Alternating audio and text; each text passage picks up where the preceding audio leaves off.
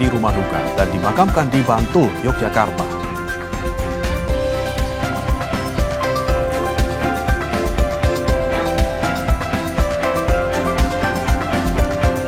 Kejaksaan Agung sita 72 kendaraan operasional Sritex di Sukoharjo, Jawa Tengah terkait penyidikan kasus dugaan korupsi pemberian kredit.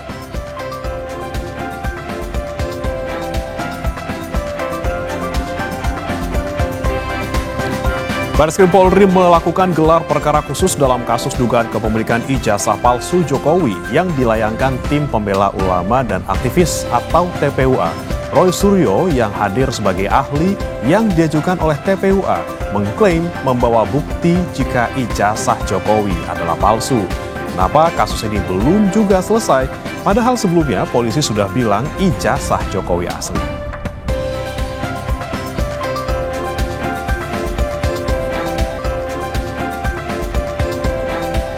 Berbeda dengan Vietnam yang disukai Trump dan diberi tarif lebih rendah yaitu 20%, Indonesia akan menanggung tarif lebih tinggi. Pertanyaannya, perlukah Indonesia menjadi Vietnam yang haus investasi Apple jika ada Freeport di Papua yang sejak tahun 1970-an signifikan bagi Amerika Serikat? Kompas Bisnis akan mengulasnya.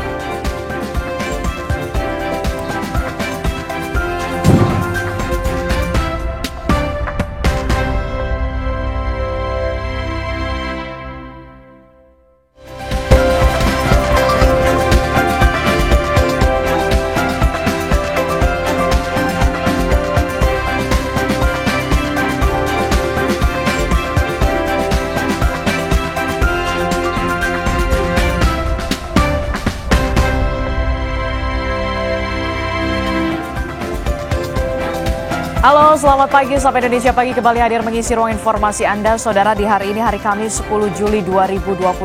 Bersama saya, Distela Rasati. Dan saya, Bremana Tenaya. Saudara, kami akan hadirkan beragam informasi untuk Anda di pagi hari ini, termasuk yang lagi hot juga kemarin baru selesai ya, Disti, ya, terkait dengan gelar perkara khusus ijazah palsu dalam tanda kutip Jokowi yang dilakukan di Bareskrim Polri. Yang kemarin kita juga sempat melihat sendiri ya, ahli yang dihadirkan oleh TPUA yaitu Roy Suryo berapi-api gitu ya, menunjukkan ini hurufnya mencotot gitu. Dia hurufnya keluar, berbeda dengan yang ijazah asli yang lainnya gitu. Ada 3 pembanding lainnya yang disiapkan oleh Roy Suryo. Kemudian yang membuat dia yakin bahwa ijazah Jokowi itu 99,99% palsu.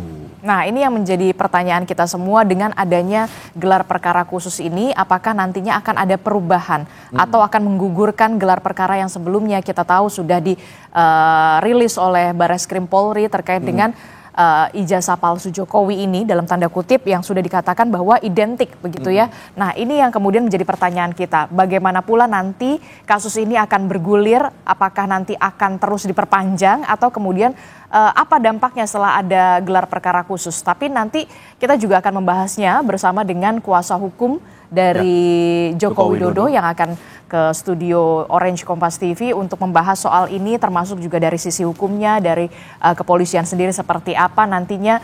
Kita nanti akan bahas soal ini. Bagaimana gelar perkara khusus ini, kalau tidak salah ini menjadi yang pertama lah ya. Ini sesi pertama, nanti bakal ada sesi berikutnya di mana akan ada pemaparan dari masing-masing pihak. Kalau sesi pertama kan baru ahli nih yang ngomong, dihadirkan oleh TPUA. Nanti di sesi kedua akan hadir dari TPUA dan juga dari pihak Joko Widodo akan memaparkan masing-masing, kemudian pendapatnya, kemudian fakta-fakta yang menurut mereka itu legit menurut pandangan masing-masing. Kita akan bahas nanti, Saudara, dalam Sapa Indonesia Pagi. Namun sebelum ke sana kita akan ke informasi pertama dulu di pagi hari ini terkait kecelakaan tunggal yang terjadi di Jalan Jatinegara Timur, Jakarta Timur. Sebuah minibus taksi online menabrak separator bus Transjakarta.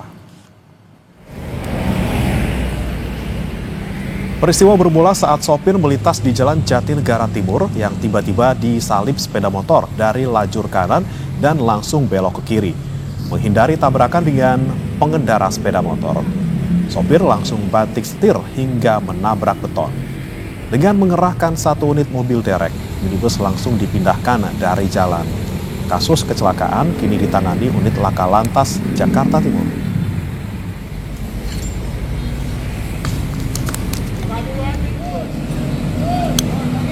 Mau ngambil jalur kanan sama kiri. posisi saya kan udah di sini. Saya nggak ngeliat ada trotoar gitu. Dulu nggak ada ini, sempat trotoar busway. Iya, betonnya nggak kelihatan. Betonnya nggak ada. Karena baru terpasang. Baru terpasang ini. Iya. Oh, jadi sebenarnya abang nggak lewat jalur busway itu ya? Abang di tengah-tengah? Iya. Oh, mau nyalip motor tuh dari kanan apa dari kiri abang tuh? Dari kanan, Bang. Langsung pindah ke kiri dia. Oh, tadi nyabat dari ke depan gini gitu? Iya, itu otomatis di sana. Saudara, jasad pria ditemukan mengambang dan tersangkut di aliran Kali Ciliwung, Rawajati Timur, Pancoran Selatan pada Rabu sore. Jasad tersangkut bersama dengan tumpukan sampah yang terbawa arus sungai. Polisi, Dinas Kebakaran, serta BPBD sektor Pancoran yang tiba di lokasi langsung mengevakuasi jasad tersebut dari aliran kali. Korban kemudian dibawa ke Rumah Sakit Fatmawati untuk diidentifikasi. Masyarakat yang merasa kehilangan anggota keluarga dipersilakan mengkonfirmasi ke Rumah Sakit Fatmawati.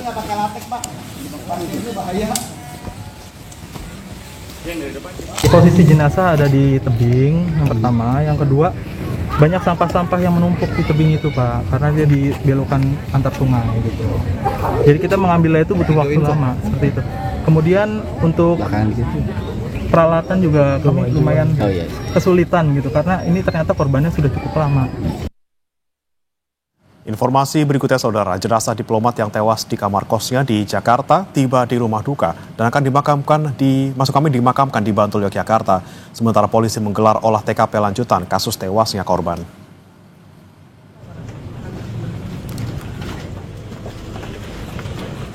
Kedatangan jenazah diplomat muda Arya Daru Panganyunan disambut isak tangis keluarga. Jenazah dimakamkan Rabu petang di Pemakaman Umum Suten, Banguntapan, Bantul, Yogyakarta. Proses pemakaman dihadiri pihak keluarga dan kerabat, termasuk Dirjen Pelindungan Warga Negara Indonesia, Yuda Nugraha. Yuda bilang semasa bertugas, almarhum pernah menjadi saksi dalam kasus tindak pidana perdagangan orang atau TPPO. Jadi saksi TPPO betul nggak Pak? Sidang TPPO. Iya pernah ya. Pernah tapi itu jangan dikait-kaitkan gitu ya. Kita lihat nunggu hasil penyelidikan polisi. Kita jangan berspekulasi. Jadi kami tidak ingin berspekulasi. Itu hasil penyelidikan. Tapi memang banyak tugasnya itu berkaitan dengan itu ya Pak. TPPO itu ya Pak. Almarhum itu ya. Seperti tadi kami sampaikan, almarhum itu menjalani tugas. Dia menangani tugas penanganan pelindungan WNI untuk wilayah selain Asia Tenggara dan juga Timur Tengah. Sementara tim gabungan Polres Metro Jakarta Pusat dan tim Inafis Mabes Polri kembali melakukan olah tempat kejadian perkara kasus kematian diplomat muda di kamar indekosnya di kawasan Menteng, Jakarta Pusat. Selain memeriksa sejumlah titik kamera pengawas, polisi juga melakukan pemeriksaan kembali di dalam kamar indekos yang masih terpasang garis polisi. Polisi juga akan memeriksa sidik jari yang ditemukan pada lakban yang melilit kepala korban. Melakukan pemeriksaan terhadap 5 orang saksi ya. Istri korban, rekan korban, penjaga, kemudian teman tetangga juga sudah. Kita sudah melakukan olah TKP, kemudian untuk lebih memantapkan lagi olah TKP, barusan dari tim Pusiden Mabes Polri untuk membantu kita. Penemuan sidik jari yang di lakban itu sementara masih diproses nih. Tadi dari Mabes Polri, Pusiden masih barusan melakukan ini lagi. Ya, itu aja rekan-rekan ya. Dalam kasus ini, polisi sudah memeriksa sebanyak 5 saksi dan 2 CCTV. Tim Liputan, Kompas TV.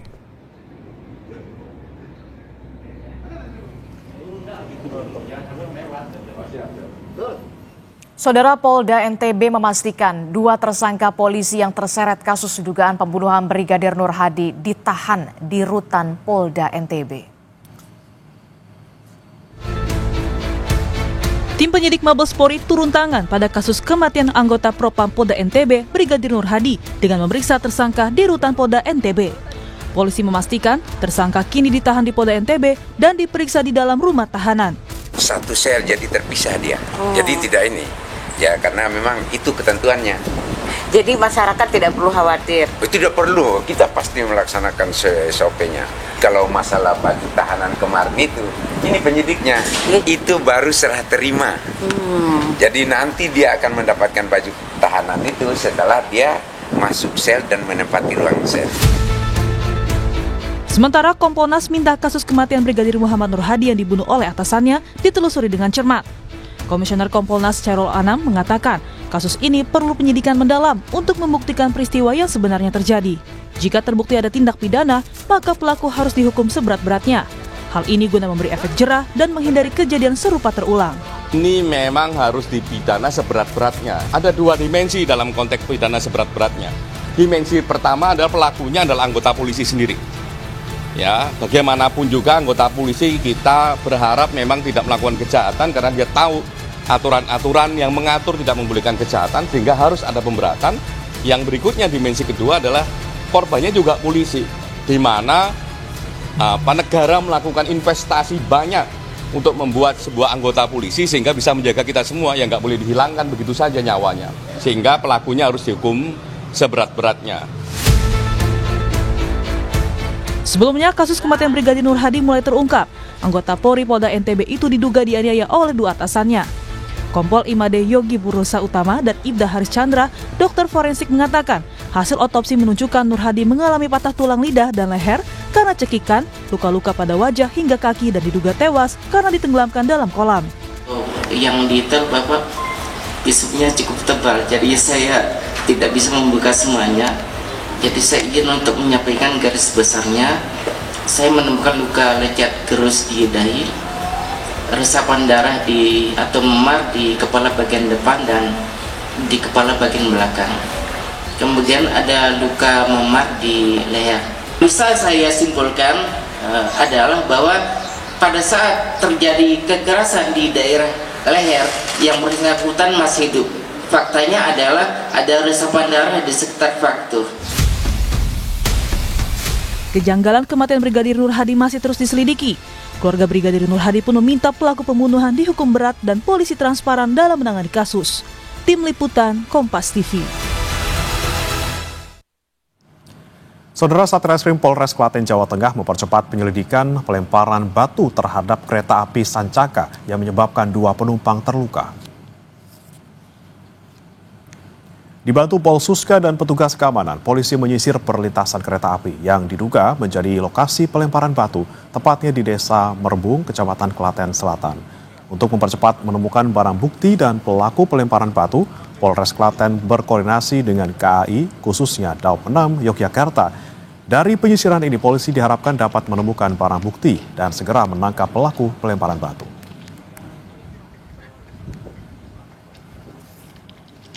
Menindaklanjuti adanya laporan dugaan adanya pelemparan terhadap KA Sancaka yang mengarah dari Stasiun Tugu ke Surabaya, Stasiun Gubeng. Kami Satreskrim Polres Klaten bersama dengan Polsuska wilayah Daob 6 kita melakukan pencarian di seputaran TKP yang dimungkinkan ditemukan barang bukti ataupun alat bukti lainnya.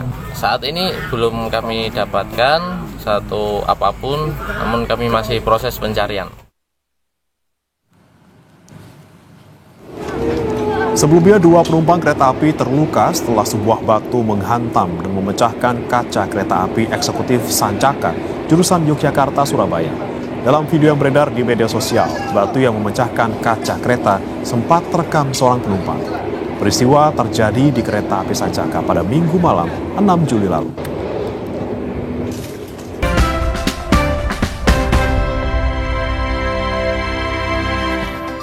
Usulan pemakzulan Wakil Presiden Gibran Rakabuming Raka mendapat tanggapan dari berbagai pihak, salah satunya dari relawan yang dulu mendukung Gibran sejak dari Wali Kota Solo hingga Wakil Presiden. Menanggapi munculnya usulan pemakzulan Gibran, relawan mempertanyakan usulan yang dianggap lucu dan tidak sesuai dengan aturan yang berlaku. Relawan meminta semua pihak untuk memberikan waktu bagi Prabowo dan Gibran, karena di mata mereka, Prabowo Gibran adalah pemimpin yang dipilih secara sah oleh rakyat. Ya, ini adalah proses dinamika ya, bagian dari dinamika, dan sah-sah saja setiap warga negara untuk melakukan itu. Cuman harus diingat juga mekanismenya kan panjang, harus memenuhi beberapa hal yang cukup rumit lah.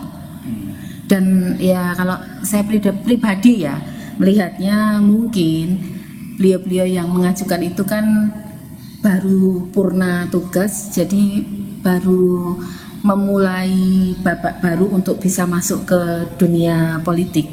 Kecuali Mas Gibran itu mempunyai kesalahan, melanggar hukum yang sudah mungkin berat ya, itu bisa dimanjurkan. Selama ini kan Mas Gibran baik-baik saja dalam menjalankan tugas. Menteri Sekretaris Negara sekaligus juru bicara Presiden Prasetyo Hadi enggan berkomentar soal dorongan Forum Purnawirawan TNI untuk pemakzulan Wakil Presiden Gibran Rakabuming Raka yang belum ditindaklanjuti parlemen. Politisi Partai Gerindra itu juga tidak menanggapi saat ditanya urgensi pemakzulan Wapres Gibran.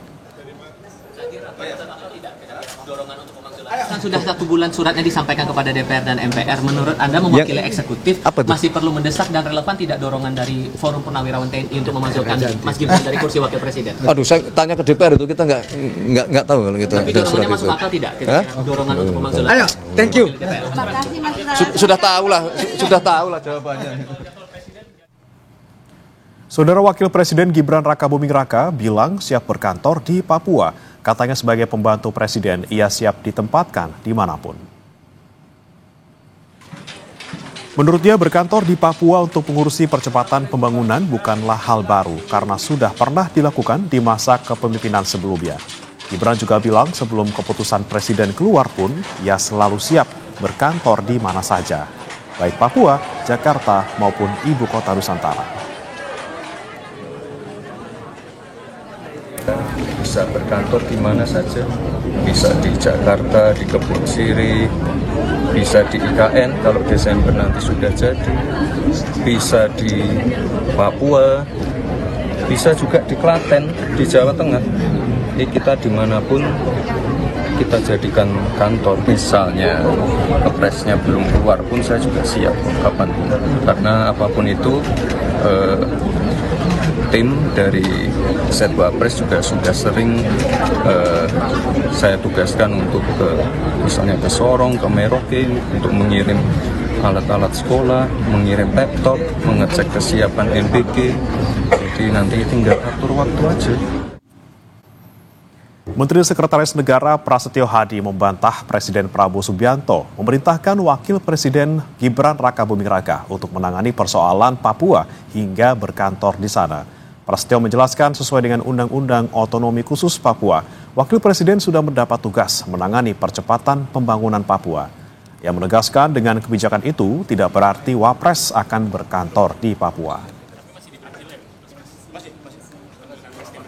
Mau meluruskan bahwa tidak benar yang disampaikan atau yang berkembang di publik bahwa Bapak Presiden menugaskan. Memang undang-undangnya mengatur mengenai percepatan pembangunan Papua itu dikoordinatori atau diketuai oleh Wakil Presiden, begitu. Tim percepatan pembangunan Papua itu difasilitasi oleh negara, dalam hal ini Kementerian Keuangan.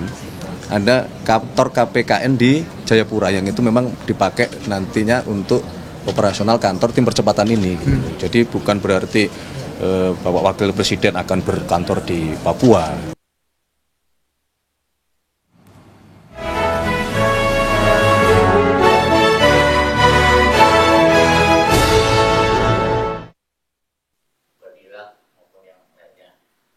Direktorat Jenderal Badan Peradilan Umum Mahkamah Agung Republik Indonesia kembali menggelar rapat koordinasi juru bicara Satuan Kerja Peradilan Umum se-Indonesia yang dirangkai dengan pertemuan rutin Sarasehan Interaktif atau Perisai episode 8. Acara ini berlangsung Senin 7 Juli 2025 di Gedung Sekretariat Mahkamah Agung, Jalan Jenderal Ahmad Yani, Jakarta Pusat. Acara dibuka Dirjen Badilum Bambang Mianto melalui kanal streaming. Dan peserta yang hadir antara lain Hakim Juru Bicara, Pejabat Humas Pengadilan Seluruh Indonesia, dan Insan Pers Nasional. Dalam sambutannya, Direktur Pembinaan Tenaga Teknis Badan Peradilan Umum, Hasanuddin bilang, kegiatan ini menjadi ruang konsolidasi sekaligus evaluasi bersama antar Satuan Kerja Peradilan Umum se-Indonesia. guna memastikan keterbukaan informasi publik berjalan dengan baik. Ia menambahkan, Sarasehan Interaktif perisai kali ini mengangkat tema pengadilan, media, dan keriuhan netizen. Sebuah tema yang sangat relevan di tengah derasnya arus informasi digital dan dinamika opini publik di media sosial dengan menghadirkan jurnalis dan analis media yang kompeten. Antara lain, Susana Rita, wartawan senior Kompas, Stefanus Pramono, redaktur pelaksana majalah Tempo sekaligus host Bocor Alus, Asep Rohimat, senior manajer PT Digifla Indonesia. Dengan kegiatan ini pertama adalah teman-teman juru bicara pengadilan atau humas pengadilan semua nanti akan lebih memahami pentingnya media. Satu. Kedua, juga bisa menginformasikan, menulis dengan baik atau memberitakan dengan baik hal-hal dari pengadilan. Kemudian berikutnya lagi tentu yang ketiga adalah Dandapala sendiri akan makin berkembang, semakin maju. Di mana Dandapala selama ini itu sudah banyak juga di rewrite atau ditulis ulang tulisan-tulisan Dandapala oleh media mainstream. Dalam sesi diskusi, Stefanus Pramono, redaktur pelaksana majalah Tempo menegaskan pentingnya keberadaan juru bicara pengadilan di tengah gencarnya arus informasi di era digital saat ini. Ia menambahkan, juru bicara pengadilan punya peran strategis untuk memastikan pesan-pesan penting dari pengadilan sampai ke publik secara utuh, tidak terdistorsi, sehingga publik tidak mudah berprasangka negatif dan tetap patuh pada kode etik. Jubir itu juga harus lebih terbuka. Tentu ada kode etik yang harus dipatuhi oleh aparatur di pengadilan ya, dan menurut saya ya itu tetap harus dipenuhi. Hanya saja seorang jubir pengadilan itu juga harus bisa benar-benar memastikan message-nya itu delivered dan juga terutama yang terkait dengan kepentingan publik supaya tidak timbul bias atau juga kemudian prasangka yang negatif. Selain dalam rangka pembinaan, acara ini juga menjadi momentum penting memperingati 10 tahun perjalanan majalah Dandapala, media internal Badilum yang pertama kali terbit pada 1 Maret 2015, genap 1 dekade. Majalah Dandapala telah melewati berbagai fase naik turun dalam perjalanan penerbitannya. Namun berkat kerjasama, komitmen dan inovasi semua pihak, Dandapala berhasil menegaskan eksistensinya sebagai media peradilan umum yang kokoh. Puncaknya pada 1 Desember 2024, Dandapala resmi bertransformasi menjadi platform digital melalui dandapala.com, membuka akses informasi publik yang lebih luas dan cepat. Dalam rentang 6 bulan terakhir sejak digitalisasi, Dandapala mencatatkan capaian antara lain telah dikunjungi lebih dari 1 juta orang, menayangkan 1.300 artikel yang dibaca sekitar 700.000 kali, menampilkan sekitar 80 konten foto khusus dengan total view mencapai 100.000 kali. Dan terus mengembangkan rubrik-rubrik baru yang mendukung keterbukaan informasi di lingkungan peradilan umum. Badilum berharap media Dandapala dapat semakin banyak dijadikan rujukan media-media nasional dalam meliput informasi seputar dunia peradilan umum. Hal ini tidak hanya akan memperluas distribusi informasi, tetapi juga meningkatkan kepercayaan publik terhadap lembaga peradilan. Sekali lagi, 1, 2, 3.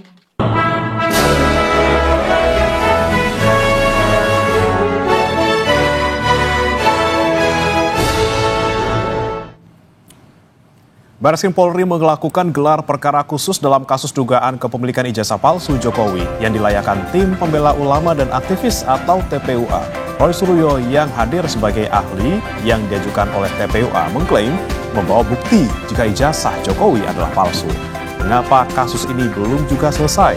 Padahal sebelumnya polisi sudah bilang ijazah Jokowi asli. Kami akan bahas dalam dialog usai jeda bersama rekan saya, Adis Tilarasati.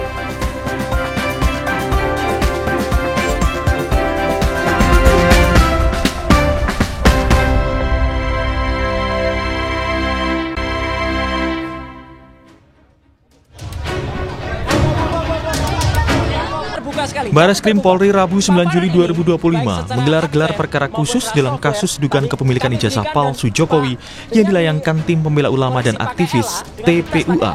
Roy Suryo yang hadir sebagai ahli diajukan TPUA mengklaim membawa bukti jika ijazah Jokowi adalah palsu. Roy bilang ijazah palsu Jokowi diketahui berdasarkan hasil uji saintifik ijazah yang ia lakukan dengan menggunakan metode error level analysis. Kemudian kalau foto di ijazah Jokowi ditampilkan dengan fotonya Jokowi sekarang, apa hasilnya? Ini not match, tidak cocok. Foto di ijazah Jokowi tidak cocok dengan wajah Jokowi. Clear ya? Terus kemudian cocoknya dengan siapa? Nah, saya memeriksa banyak foto.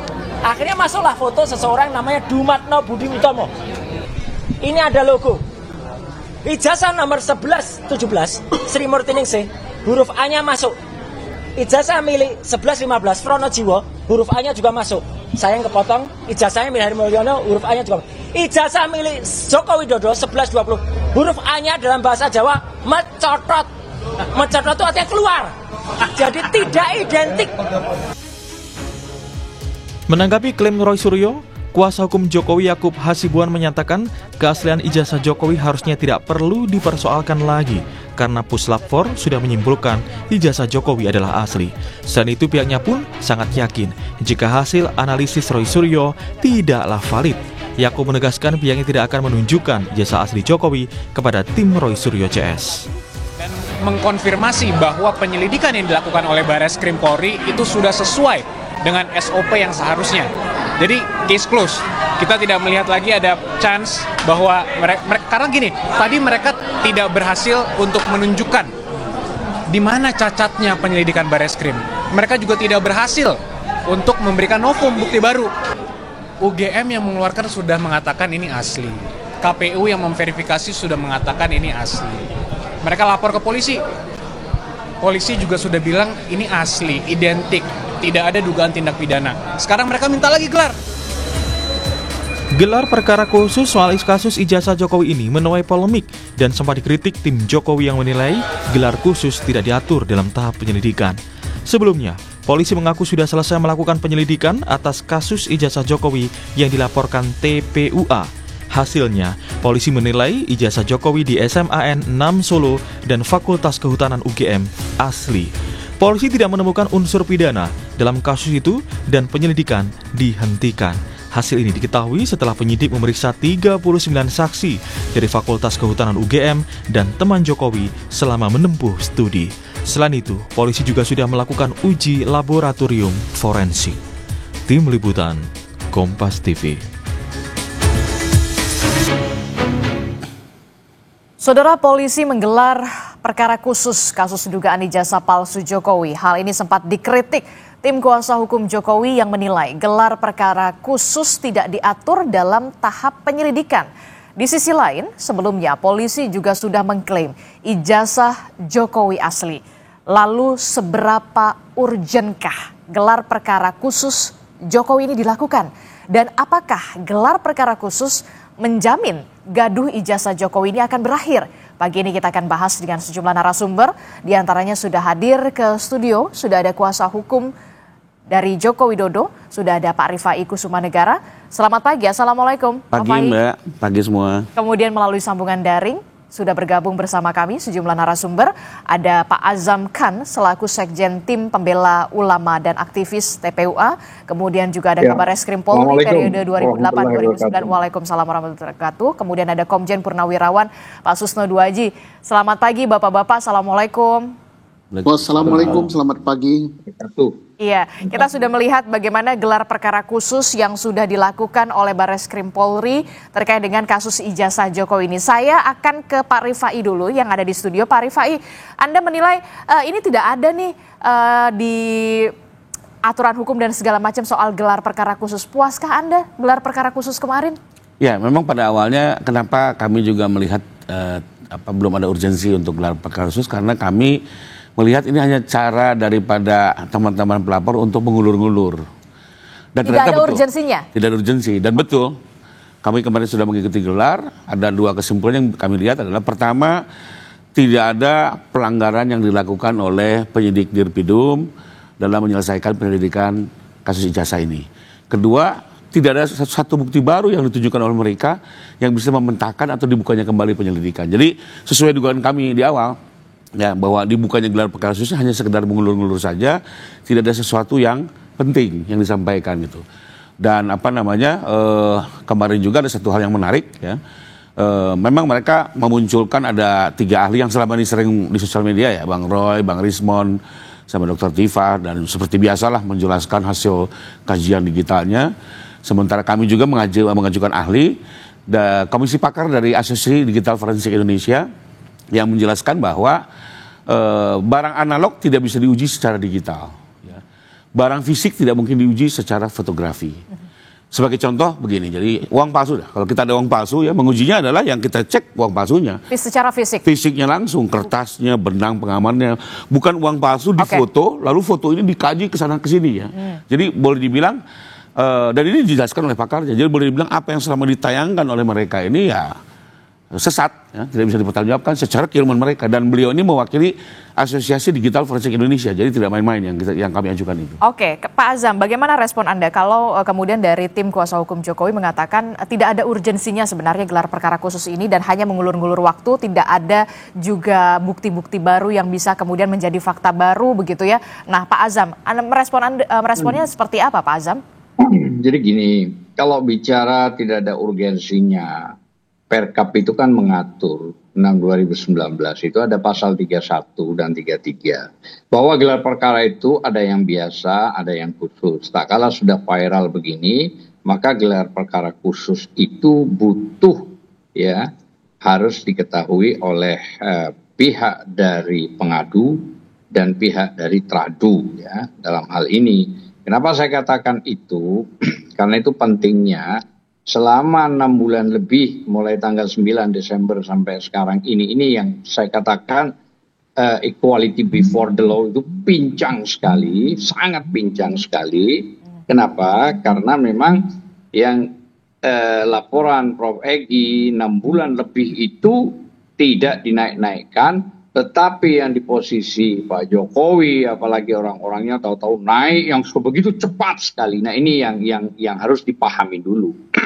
Terus mengacu kepada hal lain, kalau bicara tidak ada urgensinya, diatur juga di Undang-Undang 14 2008 tentang keterbukaan informasi publik. Coba baca itu pasal 18. Kalau menyangkut pribadi maupun rahasia negara itu tidak boleh. Tapi kalau menyangkut pejabat publik, wajib rakyat itu mengetahuinya, gitu loh ya. Sebenarnya nggak perlu terjadi begini, seandainya undang-undang tersebut itu dimanfaatkan dengan cara langsung sajalah beritahukan kepada publik, gitu loh ya. Dan juga saat gelar itu ternyata saya mendapat informasi karena saya di ruangan sebelah. Pada saat itu mungkin Mas Rifai hadir kalau kita di ruangan sebelah dan sempat kita ketemu juga. Itu memang yang dihadiri oleh Roy Suryo, Sianipar, Rismon, ada Dr. Tifa juga termasuk Taufik, Dr. Taufik, ya Rizal, Bang Egy, di dalam itu kan hadir semua. Dan di situ sebenarnya logika sederhananya untuk kaitan dengan tadi pasal 18 Undang-Undang Keterbukaan Informasi dan Publik, kenapa sih penyidik dari Dirtipidum itu diminta untuk menunjukkan ijazah aslinya tidak kunjung diberikan. Nah, itulah yang terjadi akhirnya pemaparan ahli melalui beberapa digital. Seharusnya kalau itu diberitahukan, namanya aja gelar perkara khusus. Namanya gelar ya sudah, di meja itu disiapkan saja semua gitu loh. Jadi nggak ada sakwasangka penyembunyian ini dan segala macam. Akhirnya kan terjadi debat tebal yang begini gitu loh ya. Padahal kan sederhana, yang diminta itu selembar yang asli tunjukkan. Masa begini bertahun-tahun? Saya kira sementara itu dulu.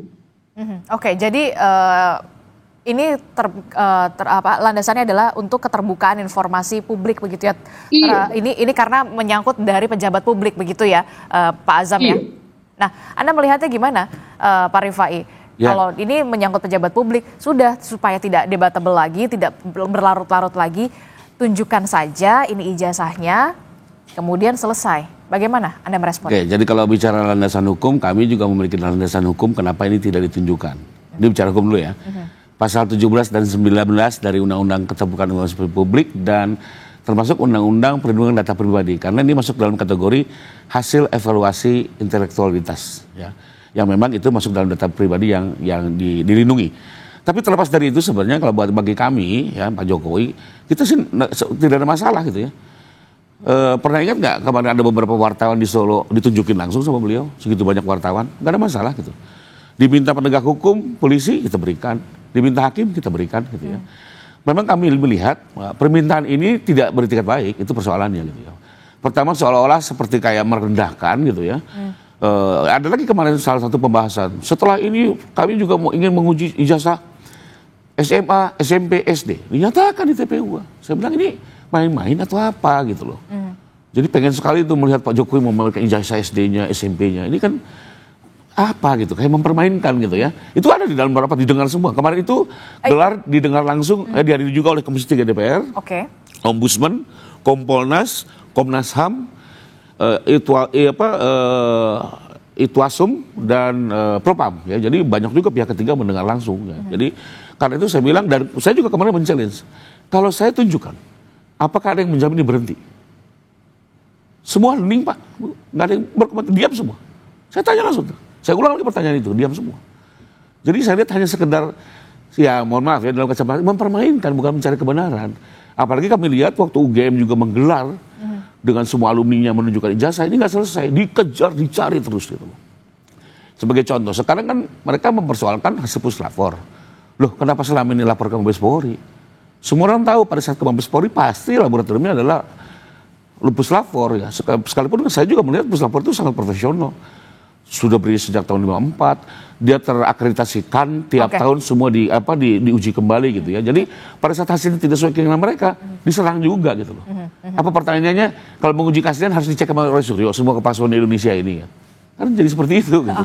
Saya ke Pak Susno. Pak Susno, ini kan menarik sekali dan banyak sekali menjadi sorotan. Gelar perkara khusus yang dilakukan kemarin oleh Bareskrim Polri. Anda melihatnya dari kasus ini, memang benarkah ada urgensinya gelar perkara khusus ini dilakukan, dan kalaupun gelar perkara khusus dilakukan, ini karena apa?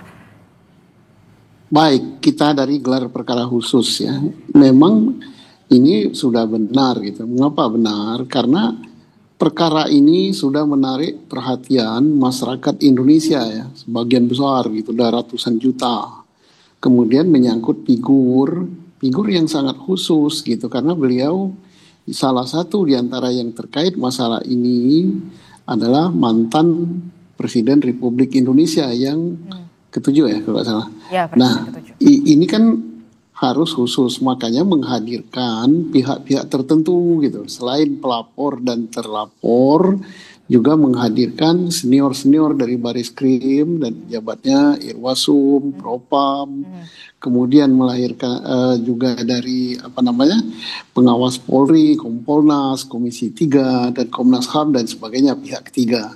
Nah sekarang setelah urgensinya apa? Karena cukup lama menyita perhatian. Kedua, apakah ini gelar perkara hasil yang didapat oleh Bareskrim ini bisa diakui apa tidak?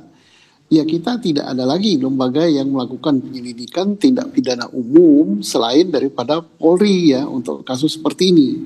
Dan kita lihat pengalaman Polri dalam menyidik kasus serupa bukan hanya baru kali ini. Beberapa kali menyidik uang palsu sering sekali gitu. Kemudian ijazah palsu menyangkut kepala daerah, menyangkut anggota DPR dan sebenarnya sering ini sebenarnya tidak terlalu sulit gitu, gampang ya. Tetapi karena ini menyangkut figur yang bertaraf nasional dan internasional, ini menjadi perhatian khusus. Nah sekarang bagaimana hasilnya? Bisa dipercaya apa tidak? Itu tadi lembaganya sangat kredibel ya. Nah sepanjang yang dipakai sebagai yang dicek itu adalah yang menjadi pokok masalah. Apa itu yang menjadi pokok masalah? Yaitu ijazahnya Pak Jokowi. Nah ijazahnya Pak Jokowi, betul ijazahnya yang berasal dari Pak Jokowi dibandingkan dengan pembanding ya, dengan pembanding yang diakui. Yang mana pembanding yang diakui? Yaitu sesama ijazah alumni yang sama dengan Pak Jokowi pada tahun yang sama, dari fakultas yang sama dan sebagainya. Nah metodenya bagaimana? Itulah metode yang dipakai oleh lapor yang kita sudah akui secara nasional dan secara internasional gitu, sudah diakui. Sepanjang itu dilakukan dan manusia di balik daripada lapor itu betul-betul kredibel, betul-betul dia taat hukum, betul-betul dia melakukan sesuai dengan tupoksinya, ya clear hal ini. Nah ditambah lagi dengan keterangan saksi. Siapa saksi yang paling berhak memberikan keterangan? Yang mengeluarkan, yaitu UGM sendiri, Kemudian siapa lagi? Teman-teman Pak Jokowi. Siapa lagi? Ya orang-orang yang terkait dengan proses penerbitan ijazah tersebut. Sepanjang suaranya sudah sama. Nah, sekarang bagaimana dengan dalil yang disampaikan atau Oleh informasi TPUA. yang disampaikan oleh TPU, oleh pelapor? Itu sudah dihargai oleh Polri, masing-masing sudah diperiksa. Sudah diperiksa sebagainya. Nah, maka apa yang disampaikan oleh TPUA dibandingkan dengan apa yang didapat oleh penyelidik. Nah, yang didapat oleh penyelidik apa? Satu, bisa saja informasi yang didapat oleh penyelidik itu memperkuat informasi yang disampaikan oleh TPUA. Bisa juga informasinya tersebut adalah membantah apa yang disampaikan oleh TPUA. Yang membantah siapa? Ya UGM jelas membantah dia. Teman-teman Pak Jokowi jelas membantah gitu. Nah, kemudian siapa yang mungkin cocok dengan TPUA? Adalah saksi-saksi yang termasuk ahli ya. Saksi dengan ahli itu berbeda. Saksi yang disampaikan oleh TPUA memperkuat TPUA. Ahli yang disampaikan oleh TPUA akan memperkuat TPUA. Nah, disinilah peran daripada penyelidik. Apakah ya dalil yang diajukan TPUA itu memenuhi syarat untuk ditingkatkan menjadi alat bukti. Kalau memenuhi syarat untuk ditingkatkan menjadi alat bukti, maka dia akan meningkat menjadi penyidikan. Tapi kalau tidak memenuhi syarat, maka dia tidak bisa ditingkatkan menjadi penyidikan, hanya informasi saja. Nah, ini saya bicara ini tidak memihak bahwa ke TPUA, tidak memihak juga kepada Pak Jokowi. Saya menyampaikan sesuai dengan apa proses penyelidikannya seperti itu gitu.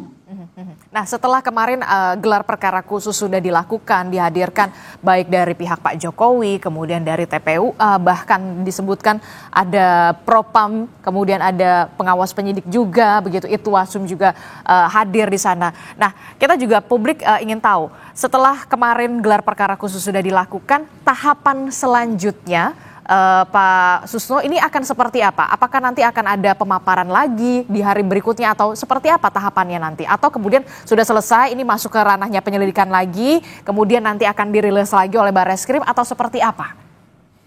Karena ini ada dua perkara ya, tahapan selanjutnya karena apa yang didapat oleh Barreskrim Polri terkait dengan ijazah palsu, dia tidak menemukan bukti-bukti bahwa ijazah itu palsu. Oke. Nah, karena tidak menemukan ijazah itu palsu, maka ada satu laporan lagi yaitu di Polda Metro Jaya. Yang saya usulkan sebaiknya laporan tersebut ditarik ke Mabes Polri, berarti yang itu jalan terus. Nah, jalan terus tinggal nanti pihak terlapor dalam hal ini yaitu Dr. Tipa, Pak Rismon CS tinggal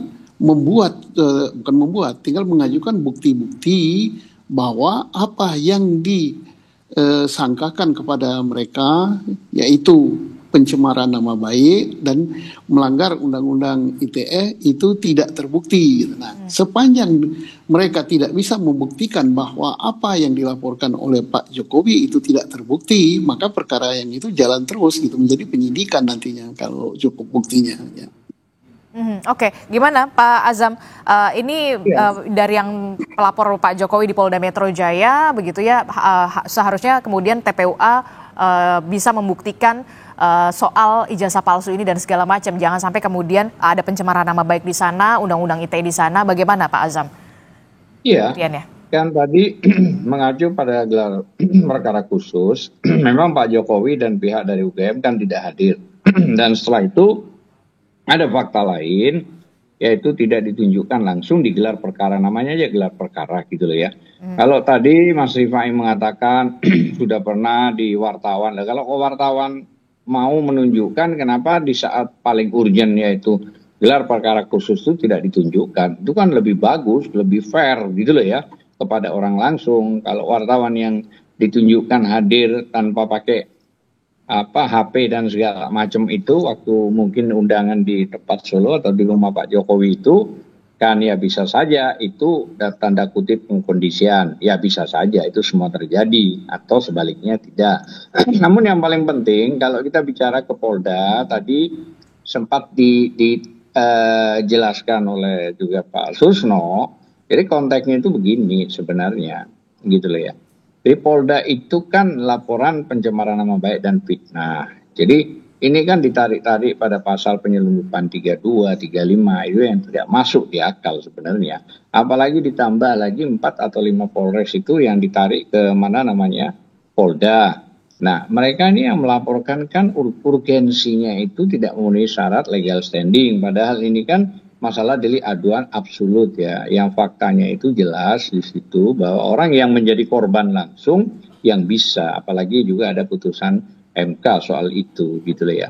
Nah, jadi kalau soal masalah siap atau tidaknya nggak ada masalah. Kalau memang itu terpenuhi syarat pidananya, unsurnya, saya kira mungkin rekan-rekan dari Bang Roy Suryo, Bang Sianipar, Bang Tifa, dan semua ya, termasuk Bang Fadila, termasuk Mbak Kurnia, mungkin yang lain ada Rustam, itu ya tidak ada masalah, pasti dijalani lah ya.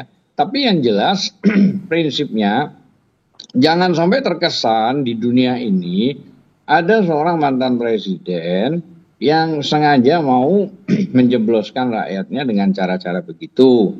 Padahal soal masalah apa namanya tanda kutip ya, soal masalah ijazah itu sederhana kok. Seandainya Mbak sendiri diminta misalnya untuk menyerahkan, walaupun bertentangan dengan undang-undang keterbukaan informasi dan publik gitu loh ya. Tapi saya kira dengan tulus Mbak pasti akan memberikan aja lah, apa sih beratnya gitu loh. Cuman menunjukkan aja kok susah, kok sampai harus panjang dan lebar. Akhirnya berpolemik antara rakyat dan mantan presiden. Ini yang sebenarnya tidak diharapkan kita semua. Harapan kita juga dalam konteks ini kan ada 3. Ya, apakah proses hukum ini jalan dan atau misalnya Pak Jokowi sudah merasa ini karena sudah rakyat, saya sudah pernah berkuasa 22 tahun kurang lebih, 10 tahun presiden, maka saya pikir ya udahlah, buat apa sih misalnya. Dan yang ketiga, bisa saja campur tangan presiden dalam hal ini Pak Prabowo, apa yang mau diambil kita nggak tahu sikapnya. Karena ini kan menyangkut kegaduhan antara ya tanda kutip penguasa tertinggi dengan rakyatnya. Masa mau berpolemik begini, apa sih yang mau diambil, apa sih? Masa nggak ada cara lain gitu loh ya. Tapi kalau memang ini yang mau ditempuh, ini akan bergulir sangat panjang sekali. Bahkan mungkin saja media nasional dan internasional tetap akan meliput sehingga akan terjadi sebuah sejarah ini ya, presiden mantan melawan rakyat dan atau sebaliknya rakyat melawan mantan presiden. Nah ini yang saya merasa ya Allah kok begini ya, saya bilang ya sudah tapi mau bagaimana ya sudah gitu loh ya. Tapi alhamdulillah hebatnya kemarin dalam kondisi sakit parah ya Bang Egy dengan ini masih datang gitu. Seharusnya kalau memang Pak Jokowi itu bisa dihadirkan itu lebih bagus gitu. Tapi kemudian kan kita sudah tahu sebelumnya memang Bareskrim Polri ini memang sudah merilis dari hasil gelar perkara bahwa memang ijazah Jokowi ini asli. Kemudian akan ada dan sudah dilakukan gelar perkara khusus nanti juga belum dipastikan asli. Mana bisa mau dipastikan asli? Belum ada putusan dari pengadilan kok asli. Baik. Jangan begitu dong. Nanti kita akan lihat bagaimana nanti kasus ini akan bergulir dan bagaimana pula respon dari pihak Jokowi dan juga dari TPUA sendiri. Tapi jangan dijawab dulu, tetaplah bersama kami di Sapa Indonesia Pagi. Kami masih akan segera kembali.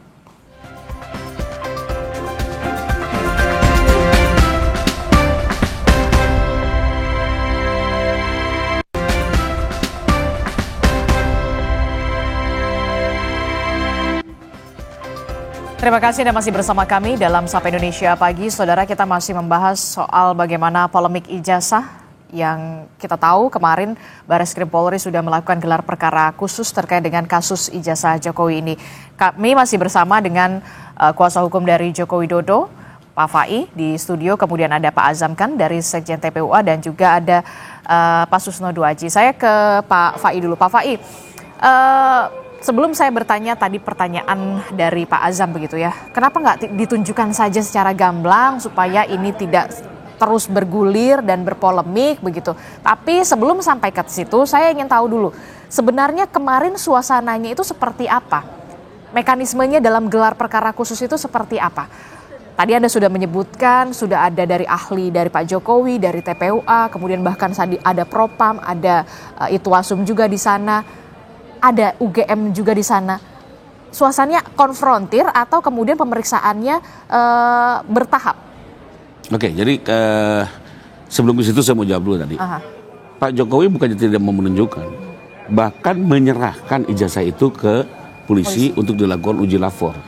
Jadi sepanjang tujuannya jelas untuk kebenaran, menguji keaslian, itu monggo. Tapi hanya sekedar memenuhi hasrat, tunjukkan.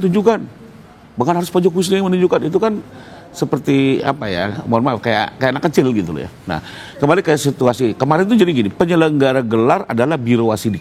Biro Wasidik. Ya, Biro Wasidik ini bertugas memeriksa hasil pekerjaan penyidik atau menerima keluhan-keluhan terhadap penyidik, beliau memeriksa. Diselenggarakan oleh beliau, salah satu yang didengar adalah si penyidik itu, Dirpidum, dengan timnya. Lalu kami didengar, TPO, pelapor dan pemohon gelar khusus pun didengar. Nah, itu sesi pertama, ya. Sebelum saya lupa nih, ada sesi kedua. Ya, sesi kedua itu kami keluar, ya. Yang masuk di situ adalah semua tim Puslapor dan UGM. Ada Puslapor dan UGM. Nah, saya tahu dari mana, karena setelah malam orang Kompolnas keluar kan diwawancara tuh. Dia jelaskan bahwa sesi kedua tuh ada UGM dan Puslapor. Jadi kami tidak ketemu karena itu di dua sesi berbeda. Jadi jadi ada dua sesi yang berbeda memang ya. Berbeda. Yang pertama itu memang semuanya jadi satu. Betul. Dimintai pendapatnya masing-masing, kemudian baru ada sesi kedua selanjutnya. Nah, sesi kedua kami sudah tidak dengar lagi keterangannya, masuk Puslapor dengan UGM. Jadi sudah dieksplor secara dalam oleh Biro Wasidik, ya, termasuk kepada pihak UGM, pihak lapor, bahkan soal 3 pembanding ini yang katanya hurufnya mencolot itu sudah dibahas panjang lebar, ya gitu, oleh si pihak Puslapor. Itu kan dijelaskan oleh Kompolnas setelah keluar seperti apa, bahkan Kompolnas juga melihat ini sebenarnya sudah komprehensif, ya, sudah proper gitu ya. Ya mudah-mudahan pendapat yang lain juga sama gitu ya. Nah, kembali lagi yang persoalan tadi mengenai laporan Polda, kembali lagi loh. Pak Jokowi itu tidak ada niat untuk mempidanakan orang atau apa. Dia hanya lebih ingin mengembalikan nama baiknya. Karena persoalan ijazah palsu ini sudah begitu dieksplor di sosial media sampai ke dunia internasional. Dia ingin dipulihkan nama baiknya melalui upaya hukum yang dilakukan. Kedua, tadi kan Bang Azam Gamsah bilang, itu kan belum ke pengadilan. Ya biarlah nanti di pengadilan yang Polda ini dilihat. Kalau memang betul-betul itu ijazah asli, maka tuduhan fitnah kami terbukti. Tapi kalau ijazah itu nanti palsu, maka tuduhan fitnah kami akan tidak terbukti. Itu dengan sendirinya. Karena prinsip fitnah itu adalah yang disampaikan tidak sesuai dengan sebenarnya. Ya, jadi biarlah di Polda ini teman-teman juga masih nggak puas, silakan saja bukti-bukti itu yang masih dianggap itu bukti diajukan nanti di perkara Polda, gitu ya. Sementara untuk Mabes berhenti. Kenapa? Biar semua perkara ini ada kepastian. Ya, nggak mungkin itu putar-putar di situ-situ aja maju mundur. Kalau ini sudah selesai, maka biarkan upaya ke sini. Nah, soal karena target Pak Jokowi aja itu, ingin dipulihkan nama baiknya. Kedua, agar diuji kembali di persidangan. Bahkan nanti di Polda pun, kalau tidak saya dengar, akan dilakukan lapor ulang, ya, oleh pihak Polda. Dilapor ulang lagi. Ya, mungkin nanti juga ijazahnya akan disita di Polda. Karena kalau di Polda kan nanti sudah bisa meningkat ke penyidikan, ya. Kalau penyidikan maka bisa dilakukan penyitaan. Jadi lebih kurang dan satu lagi yang sebelum saya lupa, ternyata kami juga kaget waktu kemarin dipaparkan, Kemendikti sudah didengar keterangannya ternyata. Kemendikti juga sudah didengar dan sudah mengkonfirmasi keberadaan ijazah Pak Jokowi, karena semua ijazah itu kan juga tercatat di Kemendikti. Betul. Ya, jadi bukan hanya sekedar UGM sebagai penerbit, tapi Kemendikti pun sudah didengar keterangannya. Jadi menurut saya ya harusnya ini lebih terang benderang, ya. Oke, bagaimana Pak Azam respon Anda? UGM sudah hadir bersama dengan Puslapor, memang sesinya ada sesi sendiri, ada sesi kedua. Kemudian juga Kemendikti juga sudah. Harusnya kan tidak perlu sesi sendiri, harusnya digabungkan. Maksud saya itu begitu. Yang saya tahu dari rekan klien kita itu, ya tidak ada memang, dan itu ya faktanya. Tapi kalau ternyata ada sisi lain, nah ini kan susah ya untuk menyimpulkan. Tapi pada dasarnya begini, kalau kita mengacu pada undang-undang, semua harus mengacu pada undang-undang, ya. Pasal 109 KUHP itu tidak mengenal penyelidikan, apalagi sampai penghentian. Yang ada penyidikan baru SP3, itu dasar utama yang harus kita penuhi.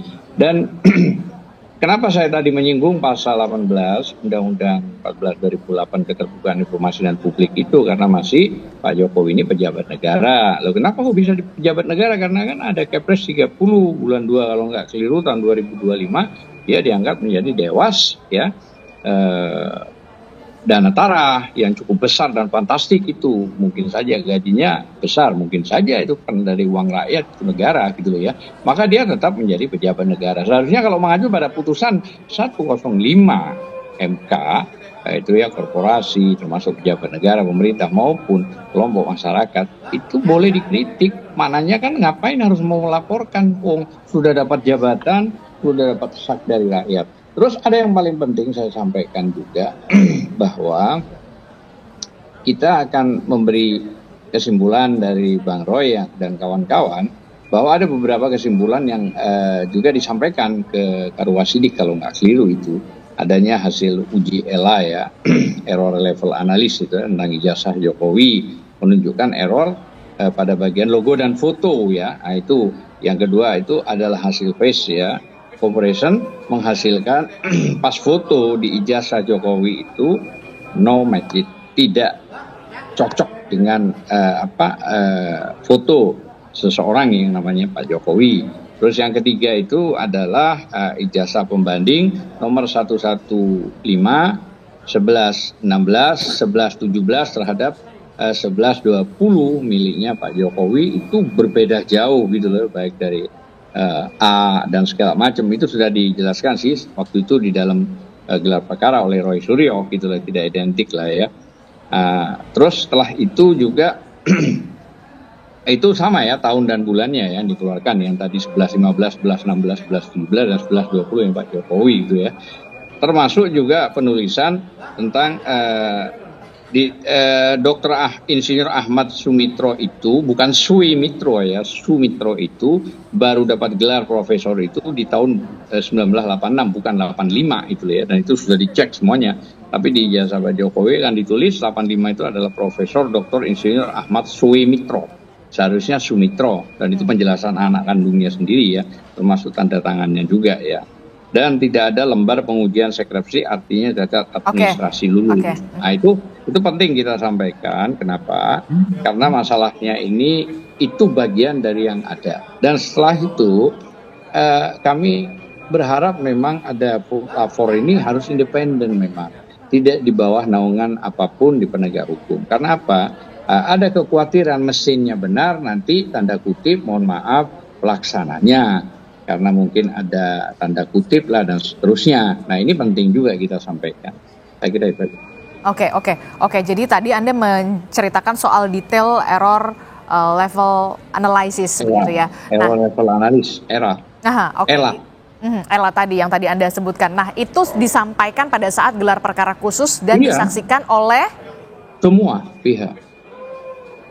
Yang hadir di situ, semua pihak yang hadir, dan itu penunjukan yang jelas dan disampaikan hasil kesimpulan itu oleh Bang Roy Suryo. Bagaimana respon Anda? Sudah ditunjukkan tadi yang detailnya yang disebutkan oleh Pak Azam soal error level analysis itu, soal bagaimana penulisan, kemudian foto dan segala macam, termasuk soal gelar juga menjadi pembuktian juga di pihak TPUA. Bagaimana kemudian pada saat itu? Ya tadi udah dijelaskan kan bahwa sesuatu yang analog tidak mungkin diuji secara digital. Analog tidak bisa diuji secara digital? Seperti contoh tadi uang palsu, yang bisa adalah uang palsunya, analognya. Bukan uang palsu di foto, cekrek lalu foto ini dikaji. ELA itu adalah mengkaji foto, bukan mengkaji uang palsunya. Dia mengkaji foto uang palsunya. Kalau dalam kasus ijazah, ELA itu mengkaji foto ijazah, bukan ijazahnya. Makanya jadi semeraut semua, ya. Dan itu secara orang pakar kami menyatakan tidak bisa kok. Semua ahli digital forensik di Indonesia maupun di dunia manapun akan tertawa kalau melihat analog dilakukan oleh digital forensik, ya. Itu satu. Kedua, terkait dengan nama Sumitro, gampang lah. Untuk yang puslapor aja sendiri kan dia melakukan dengan cara konvensional, bukan dengan digital. Karena memang harus seperti itu, karena ini bentuk kertasnya, diuji tahunnya, tintanya, bukan fotonya yang dilihat. ELA itu hanya aplikasi untuk melihat foto, ya diburamkan gitu, nanti terlihat titik-titiknya ada yang terputus atau tidak. Jadi lebih kepada untuk melihat sebuah objek digital yang dilakukan tempering atau dilakukan rekayasa perubahan. Jadi ini metodenya betul-betul berbeda antara AM/FM dan tidak nyambung kalau istilah radio. Soal nama Sumitro dan segala macam udah dijelaskan kok. pertama orangnya sendiri tidak keberatan menandatangani di atas nama yang tulisannya Soe. Dan ternyata tidak hanya terjadi di ijazah Pak Jokowi, di fakultas-fakultas lain pun sama, gitu ya. Di mahasiswa-mahasiswa lain pun sama, gitu ya. Bukan di angkatan lain mahasiswa lain pun sama. Jadi bukan hanya di Pak Jokowi itu yang terjadi Soe. Ya di angkatan lain, di mahasiswa lain sama terjadi.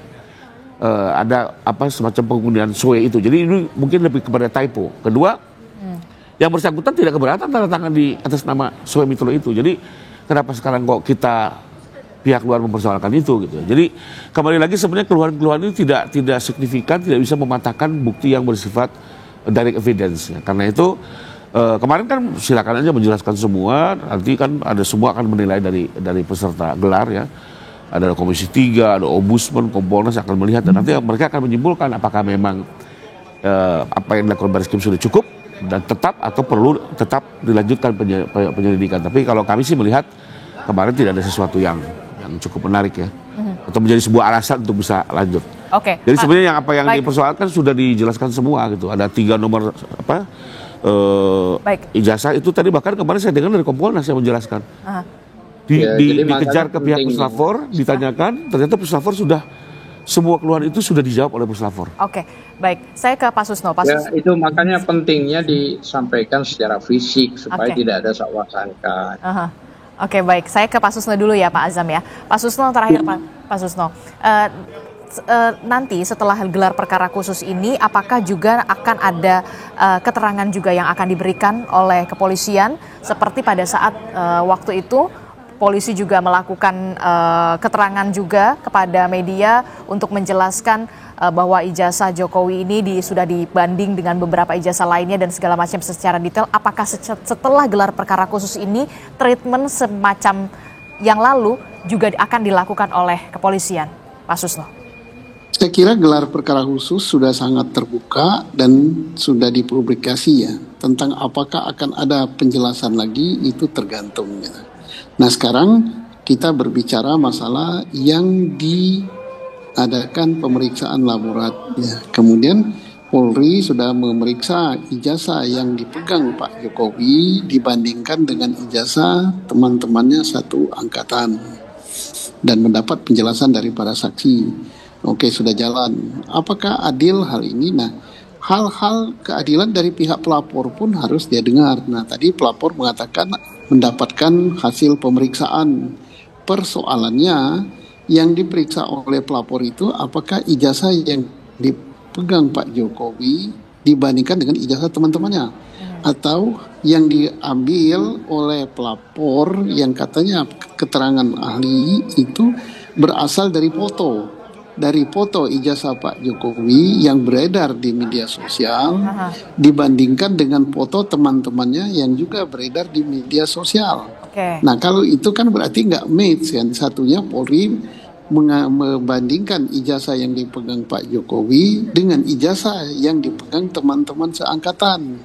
Fisiknya betul ya, analog ya. Nah yang dibandingkan yang hasil kerjanya daripada tim pembela ini, apakah dia membandingkan atau memeriksa foto dibandingkan dengan foto atau bagaimana? Kalau misalnya satunya yang asli, satunya foto dengan foto, maka ini gampang sekali terbantahkan oleh penyelidik ya. Dan ini kita anggap bukan penyelidik tidak menilai gitu apa informasi yang disampaikan oleh pelapor. Nah persoalannya informasi yang disampaikan oleh pelapor itu apakah dari objek asli atau memfotokopi atau memfoto dari foto. Nah kalau itu yang disampaikan kemudian dianalisa, maka dia jelas tidak akan match gitu dengan apa yang didapat oleh laborat gitu. Oke. Nah bagaimana terakhir Pak Azam, Anda dari tim bahannya adalah landasannya adalah foto yang diunggah di media sosial, benarkah demikian? Dan ini yang harus di-matchkan lagi begitu, Pak Azam terakhir. Iya, karena kan waktu Dirtipidum itu mengumumkan yang katanya asli, kata Mbak tadi yang harusnya itu bukan, itu harus ada putusan dari PN, pengadilan negeri dan seterusnya, bisa ke PT sampai MA kasasi. Itu kan digital yang disampaikan di belakang layar. bukan ditunjukkan dan dipegang secara asli pengumuman itu, gitu loh ya. Termasuk pembanding-pembandingnya yang saat itu harusnya cara fairnya, maksud saya Dirtipidum itu menunjukkan barang itu. Nah ini kan namanya gelar perkara, apalagi diminta gelar perkara khusus. Nah sekarang kalau ada kejadian mbak sepeda motornya hilang, apakah juga foto yang ditampilkan? Kan enggak dong, barang bukti dong. Nah kan secara pidana kan barang bukti. Nah barang buktinya harus ditunjukkan. Kalau barang buktinya nggak ditunjukkan, bagaimana orang akan melihat dan menganalisis itu barangnya? Kalau foto bagaimana? Nah makanya itu dia pentingnya gelar perkara khusus kemarin, bahwa apa susahnya dibawa, ditunjukkan dalam gelar tersebut. Itu maksud saya. Dengan segala hormat, gitu loh ya yang saya sampaikan. Dan itu tidak memunculkan lagi polemik. Tidak berarti bahasanya apakah dengan ditunjukkan begini sudah selesai. Ya kalau sekiranya memang itu asli ya clear. Baik Pak Azam. Baik Pak Azam.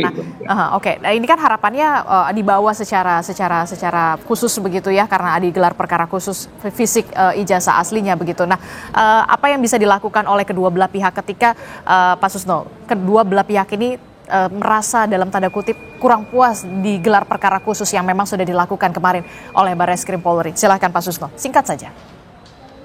Kalau puas saya kira tidak akan puas semuanya ya, pasti ada yang tidak puas. Persoalannya di sini kita bukan mencari puas tidak puas, tapi mencari pembuktian secara hukum. Betul. Nah, kalau pembuktian secara hukum, standar hukumnya sudah benar, standar operasi prosedurnya sudah benar, tolak ukurnya adalah hukum, itu sudah benar, ya sudah. Dan soal akan ada pihak yang puas atau tidak puas itu so pasti ya, karena pihak ini ada dua. Gitu.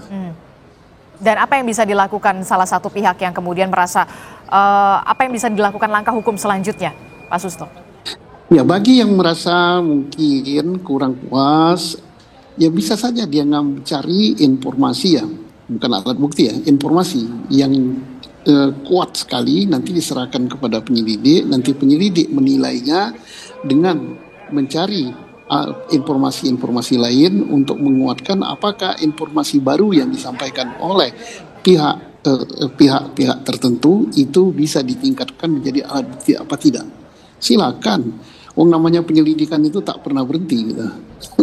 Silakan disampaikan, tapi harus betul-betul yang disampaikan itu informasi yang tidak terbantahkan. Baik, terima kasih Pak Susno Duaji telah bergabung bersama kami. Pak Azam Khan dari TPUA, terima kasih. Pak Fai, terima kasih dari tim kuasa hukum Jokowi telah bergabung bersama kami. Nanti kita akan lihat bagaimana kelanjutan dari kasus ini. Terima kasih Bapak-Bapak, Assalamualaikum, sehat selalu, selamat pagi. Waalaikumsalam, selamat pagi Pak Azam, selamat pagi Pak Repai. Saudara, kita akan ke informasi selanjutnya usai jeda. Pencarian korban KMP Tunu Pratama Jaya masih terus dilakukan. Fakta terbaru ditemukan oleh KNKT. Kapal dikemudikan oleh nahkoda pengganti saat kejadian. Informasinya hadir sesaat lagi.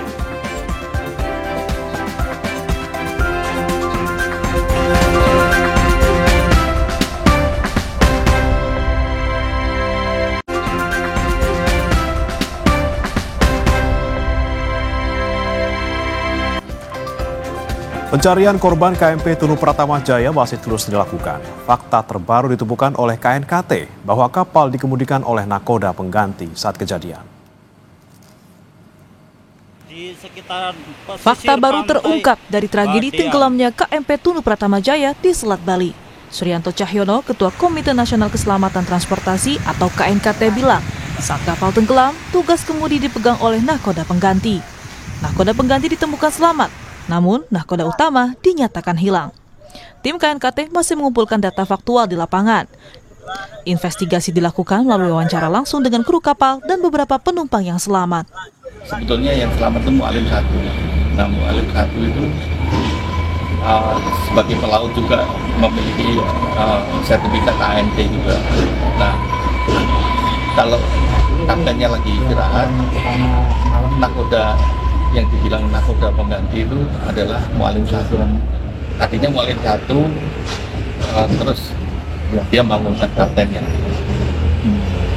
Terakhir Mu'alim 1 untuk keluar untuk memerintahkan penumpang untuk menggunakan obat pelambang. Pencarian korban KMP Tunu Pratama Jaya di hari pertama perpanjangan operasi terus dilakukan petugas SAR gabungan di Gilimanuk, Bali. Kabasarnas Bali bilang proses pencarian korban difokuskan di perairan Pebuahan.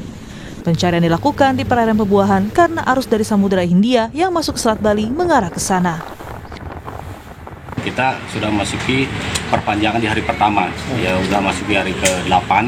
Ya mudah-mudahan korban yang kita cari dan selalu kita kondisi dengan para nelayan dan dengan masyarakat di pesisir, dan arus sudah mulai mengarah ke pantai Pebuahan, demikian sesuai dengan korban-korban yang ditemukan tadi pagi. Hingga Rabu malam, korban KMP Tunu Pratama Jaya korban meninggal tercatat 12 orang dari total 42 orang yang berhasil ditemukan. Pencarian korban tenggelam diperpanjang 3 hari setelah pencarian ke-7. Tim Liputan Kompas TV.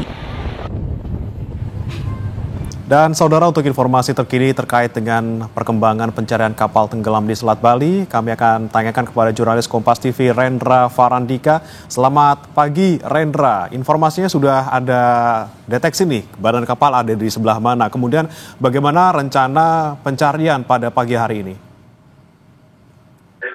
Ya baik, kamera bawah laut milik Koarmada 2 TNI AL telah mendeteksi dugaan adanya bangkai kapal yang berada di Selat Bali dengan kedalaman sekitar kurang lebih 49 meter. Dan posisi bangkai yang diduga kapal KMP Tunu Pratama Jaya itu saat ini sudah mulai mendekat ke jalur kabel bawah laut milik PLN yang mendistribusikan listrik dari Jawa ke Bali. Dan jaraknya sangat dekat, bersekitar antara 30 meter. Itu terjadi karena bangkai kapal KMP Pratama Jaya itu terbawa arus. Gitu. Oke, kemudian terkait dengan kedalamannya, apakah sudah diketahui dari kedalaman berapa, kemudian nanti upayanya apakah langsung misalnya ada upaya untuk mengangkat ataupun mengevakuasi korban yang ada di sana? Ya, saat ini bangkai yang diduga KMP Tunu Pratama Jaya masih akan terus dilakukan. Dan sebelumnya KRI Pulau Vanildo yang melakukan pengecekan, dan hari ini KRI Spika milik TNI AL juga dikerahkan untuk memastikan lebih detail objek yang berada di kedalaman 49 meter yang berada di Selat Bali tersebut. Dan untuk saat ini di hari ke-9 jika cuaca memungkinkan, ada sekitar 34 penyelam yang telah disiapkan untuk menyusuri dasar laut. Meski begitu, tantangannya saat ini masih berada di kondisi cuaca yang sangat deras, terutama arus laut. Gitu. Baik, Rendra, terkait dengan korban, sementara ini jumlah yang sudah teridentifikasi meninggal dunia ada berapa? Kemudian pencarian hari ini fokus untuk mencari berapa korban lagi? Baik, untuk total data terakhir yang dirilis oleh Posko di Pelabuhan Kapang, total ada 12 korban yang meninggal dunia.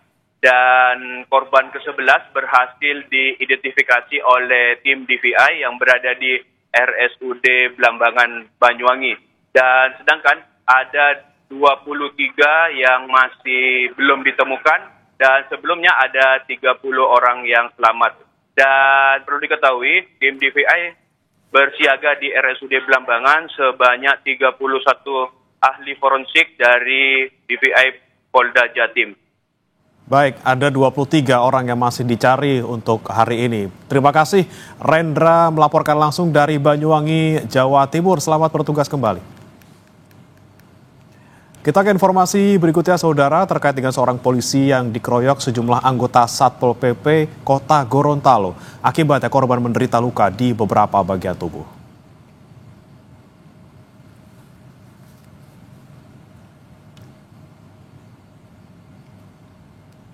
Video rekaman CCTV memperlihatkan saat pengeroyokan oleh sekelompok anggota Satpol PP ke seorang polisi di depan sebuah kafe di Gorontalo. Kuasa hukum korban mengaku tidak hanya mengalami kekerasan fisik, namun juga disetrum menggunakan alat kejut listrik. Korban kini dirawat di Rumah Sakit Bayangkara, Polda Gorontalo. Menurut kuasa hukum, pengeroyokan terjadi saat Satpol PP menggelar razia. Keduanya sempat terlibat cekcok hingga berujung kekerasan. Yang bersangkutan itu kurang lebih dikeroyok oleh 4-5 orang. Selain dikeroyok menggunakan tangan dan kaki, saudara Dwi Oktavian juga disetrum dengan alat kejut listrik di bagian leher. Yang ini mengakibatkan bekas luka bakar, dan di bagian belakang punggung. Pasca pengeroyokan, saudara, aksi penyerangan juga terjadi di kantor Satpol PP Kota Gorontalo. Penyerangan mengakibatkan kaca kantor pecah. Kuasa hukum Satpol PP bilang telah menyerahkan proses pengerusakan kantor ini ke polisi. Sementara terkait pengeroyokan, kata kuasa hukum, 4 personil Satpol PP telah diperiksa. Oleh pihak Satpol PP terhadap si oknum polisi tadi. Yang oknum polisi tadi itu ialah anak dari pemilik kafe tersebut. Sehingga ini harus kita telusuri secara mendalam. Dari pengeroyokan tadi yang dikatakan tadi, dugaan pengeroyokan itu melakukan tindakan represif ataupun tindakan pengerusakan terhadap fasilitas negara. Ya, ini pihak tadi kan diduga ini sekelompok oknum tadi, polisi itu melakukan penyerangan ke kantor Satpol PP. Dianggap mengganggu dan merugikan, ulama Jawa Timur mengeluarkan fatwa haram untuk hiburan sound horeg yang kini fenomenal. Informasi selengkapnya usai jeda.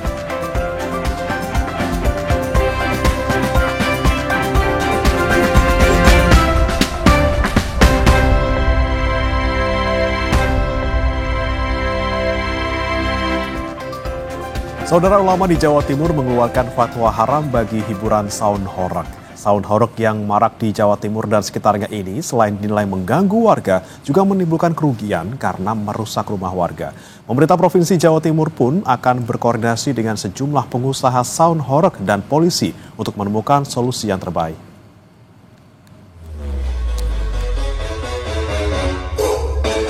Sound horeg, fenomena hiburan musik dengan volume yang sangat keras dan bergetar, dikenal khususnya bagi masyarakat Jawa Timur dan sekitarnya. Selain menjadi hiburan, sound horeg tak jarang mengakibatkan rumah rusak karena getaran suara musik yang diputar sangat keras saat berada di area permukiman warga. Menanggapi fenomena ini, Pondok Pesantren Besuki Pasuruan melalui hasil Basul Masail memutuskan sound horeg haram.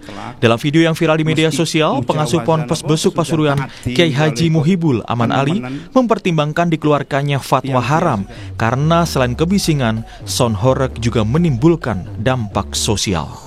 Mari kemudian kita putuskan rumusan dengan tidak hanya mempertimbangkan aspek dampak suara, tapi juga mempertimbangkan mulazimnya tadi itu, sehingga disebut dengan sound horeg, bukan sound system.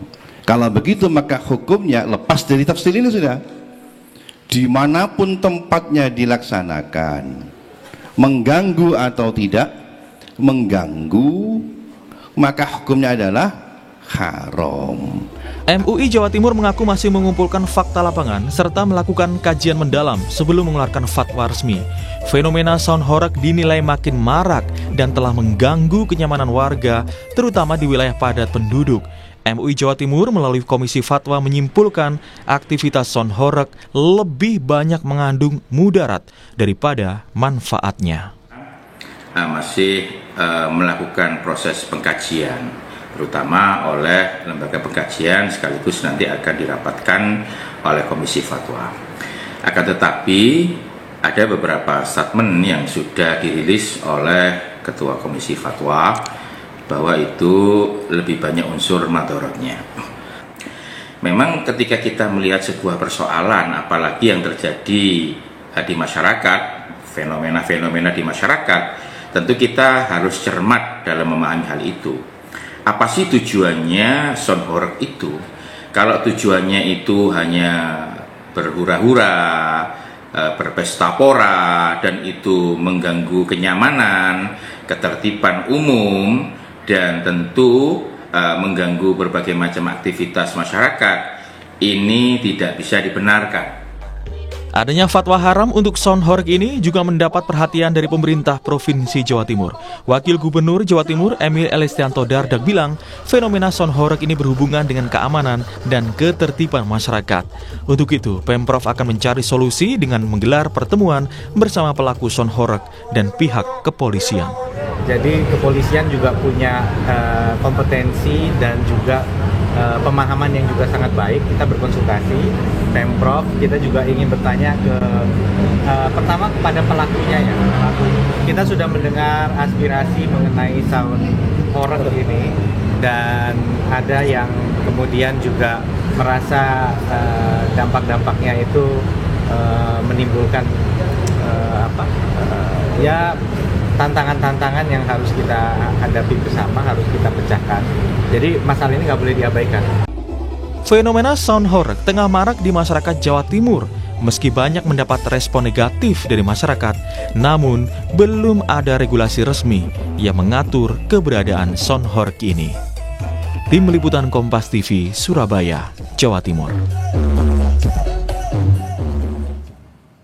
Pesona Budaya Hoyak Tabuik Piaman 2025 kembali digelar di Kota Pariaman, Sumatera Barat. Selain jadi magnet wisatawan domestik dan mancanegara, Festival Hoyak Tabuik juga merupakan tradisi dan manifestasi kecintaan masyarakat terhadap akar budayanya sendiri.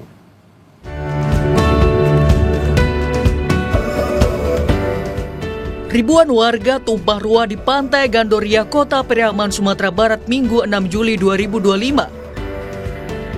Ya, mereka datang ke Pantai Gandoria untuk menyaksikan puncak pesona budaya Hoyak Tabuik Piaman 2025. Di puncak acara ini, 2 tabuik diarak keliling kota dan dilarung ke Pantai Gandoria. Festival tahunan yang berlangsung sejak 1887 ini merupakan magnet wisata Pariaman. Menteri Kebudayaan Fadlizon bilang, tidak hanya wisatawan domestik, pesona budaya Hoyak Tabuik Piaman juga ditargetkan menarik wisatawan mancanegara. Kita harapkan budaya ini terutama simbol-simbol filosofi yang latar belakangnya tentu semuanya serba untuk kebaikan bisa menjadi bagian dari nilai-nilai budaya yang kita pelihara dan kita kembangkan sesuai dengan amanat konstitusi kita. Budaya Tabuik ini kalau bisa juga mendatangkan banyak pendatang turis domestik maupun internasional gitu ya. Selain membuka pesona budaya Hoyak Tabuik Piaman 2025, Menteri Kebudayaan Fadlizon juga meresmikan Museum Kota Pariaman yang menyimpan dokumentasi penyelenggaraan tradisi Tabuik dari masa ke masa. Selain sebagai tradisi dan representasi kekuatan budaya lokal, Festival Hoyak Tabuik juga merupakan manifestasi kecintaan masyarakat terhadap akar budayanya sendiri. Tim Liputan Kompas TV.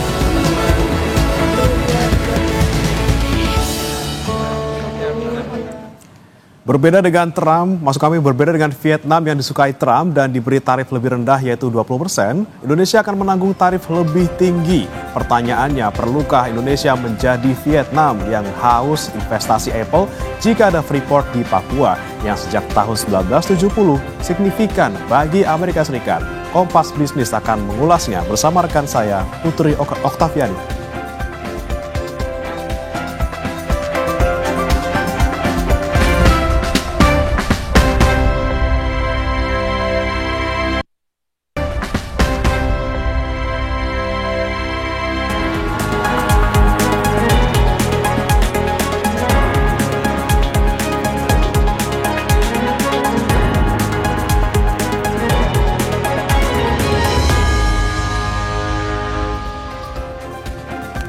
Sapa Indonesia Pagi kembali hadir saudara, kali ini di segmen Kompas Bisnis bersama saya Putri Oktaviani. Di antara 7 negara di ASEAN yang tarif Trumpnya sudah jelas, Vietnam adalah salah satu yang paling rendah. Vietnam menjadi kesayangannya Donald Trump dan menikmati tarif murah. 20%.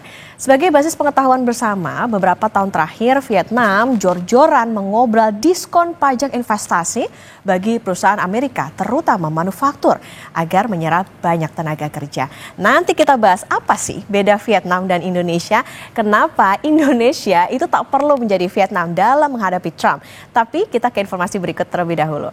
Jadi saudara, Menteri Keuangan Sri Mulyani bilang tarif dagang yang dikenakan Presiden AS Donald Trump bakal berdampak terhadap pertumbuhan ekonomi Indonesia.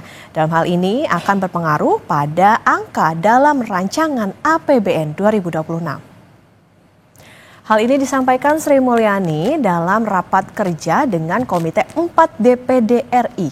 Sri Mulyani bilang efek tarif Trump bakal mempengaruhi pertumbuhan ekonomi dan proyeksi era APBN 2026. Kata Menkyu, pertumbuhan ekonomi ke depan harus realistis karena kondisi ketidakpastian global masih tinggi. DPD Republik Indonesia Komite 4, izinkan kami langsung memunculkan sentimen negatif di pasar keuangan maupun ekonomi global. Kita lihat aktivitas manufaktur global yang ekspansif sudah mulai melemah, dan juga dari sisi prospek pertumbuhan ekonomi yang juga diperkirakan makin lemah atau melakukan terjadi revisi ke bawah. Triwulan kedua ini di Indonesia masih coba terus bertahan dari tekanan dan berbagai ketidakpastian global yang makin meningkat. Kita lihat inflasi kita masih terkendali, ini berarti daya beli masyarakat masih bisa terjaga. Namun dampak dari ketidakpastian global mulai terlihat di manufaktur sektor yang masuk kepada zona kontraktif. Bulan April, Mei, Juni semuanya di bawah 50, yaitu 46,7, 47,4 dan 46,9. Mayoritas banyak negara yang diobservasi juga mengalami PMI-nya negatif. Meskipun demikian, neraca perdagangan kita masih relatif resilient, yaitu 24,6 billion US dollar surplus dari neraca perdagangan. Sementara itu, Wakil Ketua Komisi 1 DPR RI, Dev Laksono, menilai kebijakan tarif Trump memang mengkhawatirkan. Namun hal itu bisa diminimalisir dengan memperluas pasar Indonesia ke global. Selain itu, Dev juga menjelaskan bahwa Presiden Prabowo telah menyiapkan berbagai cara, di antaranya lewat kerjasama dengan negara-negara lain. Banyak hal agak mengkhawatirkan, karena ini kan pasti berdampak kepada perindustrian kita, berdampak kepada perbankan kita, dan juga bisa berdampak kepada pertumbuhan perekonomian kita. Nah, sekarang Presiden sudah memiliki langkah-langkahnya dengan membangun kerjasama dengan OECD, terus juga dengan BRICS, terus membuka pangsa pasar baru sehingga tidak sepenuhnya kita bergantung pada satu sisi, tapi kita juga bisa memasuki pasar-pasar baru untuk kita bisa mengembangkan kapasitas kita. Bang, ini kan diancam tambahan tarif impor 10%, Indonesia konsisten akan tetap menjadi anggota kelompok BRICS. Menteri Sekretaris Negara Prasetyo Hadi, saudara, bilang saat ini pemerintah masih bernegosiasi dengan perwakilan Amerika Serikat melalui Menko Perekonomian Erlangga Hartarto. Menurutnya, tidak ada kebuntuan saat negosiasi sehingga Indonesia masih mendapat beban tarif yang tak berubah saat penetapan pertama kali oleh Presiden Donald Trump pada April lalu. Upaya untuk bernegosiasi dengan pemerintah Amerika Serikat kan, berdasarkan apa yang disampaikan Presiden Trump, di situ kan beliau memberi tenggat waktu sampai 1 Agustus. Nah, di jeda waktu ini tadi malam kami berkoordinasi juga dengan Menko Ekonomi ya, untuk kemudian melanjutkan kembali proses negosiasi. Di situ kan dibuka beberapa ruang juga. Gitu. Kalau kaitannya dengan rencana pengenaan kembali tarif 10% bagi anggota BRICS, kami merasa ya itu bagian dari keputusan kita kalau kita bergabung dengan BRICS yang kemudian itu ada konsekuensi, ya mau tidak mau harus kita hadapi kan. Akhirnya kan 32. Sementara efek tarif Trump, pelaku usaha di bidang pertambangan memandang hal ini tidak terlalu berdampak secara langsung terhadap pelaku usaha tambang. Tetapi Direktur Eksekutif Indonesian Mining Association, Hendra Sinadia bilang, secara tidak langsung kebijakan ini akan berdampak terhadap permintaan ekspor produk Indonesia, khususnya di sektor tambang kepada negara tujuan ekspor utama seperti kawasan Asia Pasifik. Pasalnya, negara-negara seperti Tiongkok dan India dari kebijakan tarif Trump, industrinya akan melambat.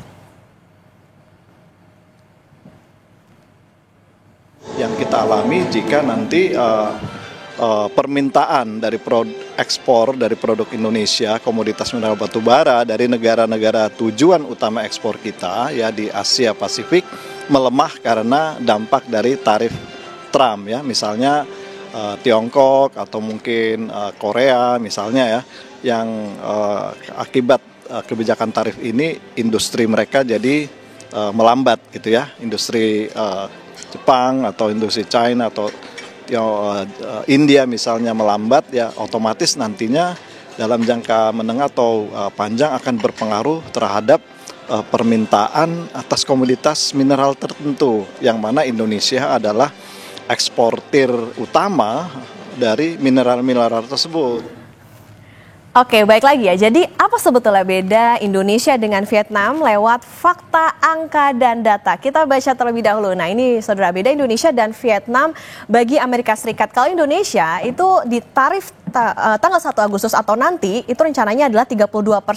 Sementara kalau Vietnam itu terkena tarif 20%. Kalau kita ingat ketika pertama kali diumumkan atau pada bulan April itu Indonesia masih tetap angkanya 32%, sementara kalau Vietnam adalah 46%. Perusahaan Amerika Serikat di Indonesia itu adalah Freeport sejak tahun 1970, yaitu merupakan produsen tembaga, emas, dan juga perak. Sementara kalau Vietnam investasinya itu adalah Apple di tahun 2019. Investasinya sebesar 255 triliun. Nah, jadi sejak tahun 70-an sampai sekarang Amerika Serikat itu menikmati dividen dari ini Freeport Indonesia. Meskipun di dalamnya pemerintah Indonesia juga dapat. Tapi beda posisi dengan Vietnam, karena perusahaan Amerika Serikat ini mengambil hasil alam dari Indonesia. Sedangkan kalau Apple di Vietnam, posisinya itu adalah tenaga kerja yang bisa dibayar murah. Bisa dibilang Vietnam ini lebih bergantung lah ya pada investasinya Apple. Sama-sama saling bergantung, tapi beda hubungan bisnisnya. Tapi yang menarik saudara dan juga terbaru, Presiden Amerika Serikat Donald Trump mengumumkan akan menggetok tarif sebesar 50% atas impor tembaga. Saham Freeport langsung naik. Nah ini ya, di tanggal 8 Juli 2025 itu sahamnya berada di 48,34. Nah kemudian berselang satu hari atau 9 Juli 2025 sahamnya jadi 45,69. Nah ini saudara, jadi meskipun akhirnya saham Freeport turun juga, yang jadi catatan 51% tembaga Amerika Serikat ini masih impor. Ini juga seakan Trump sedang bunuh diri gitu, walaupun kesannya sangat pro terhadap tambang dalam negeri. Berbeda dengan Vietnam yang disukai oleh Trump dan diberi tarif lebih rendah yaitu 20%, Indonesia akan menanggung tarif lebih tinggi. Apa saja yang dimiliki Indonesia untuk melawan tarif Trump? Kita bahas usai jeda bersama Direktur Selyos Bima Yudhistira.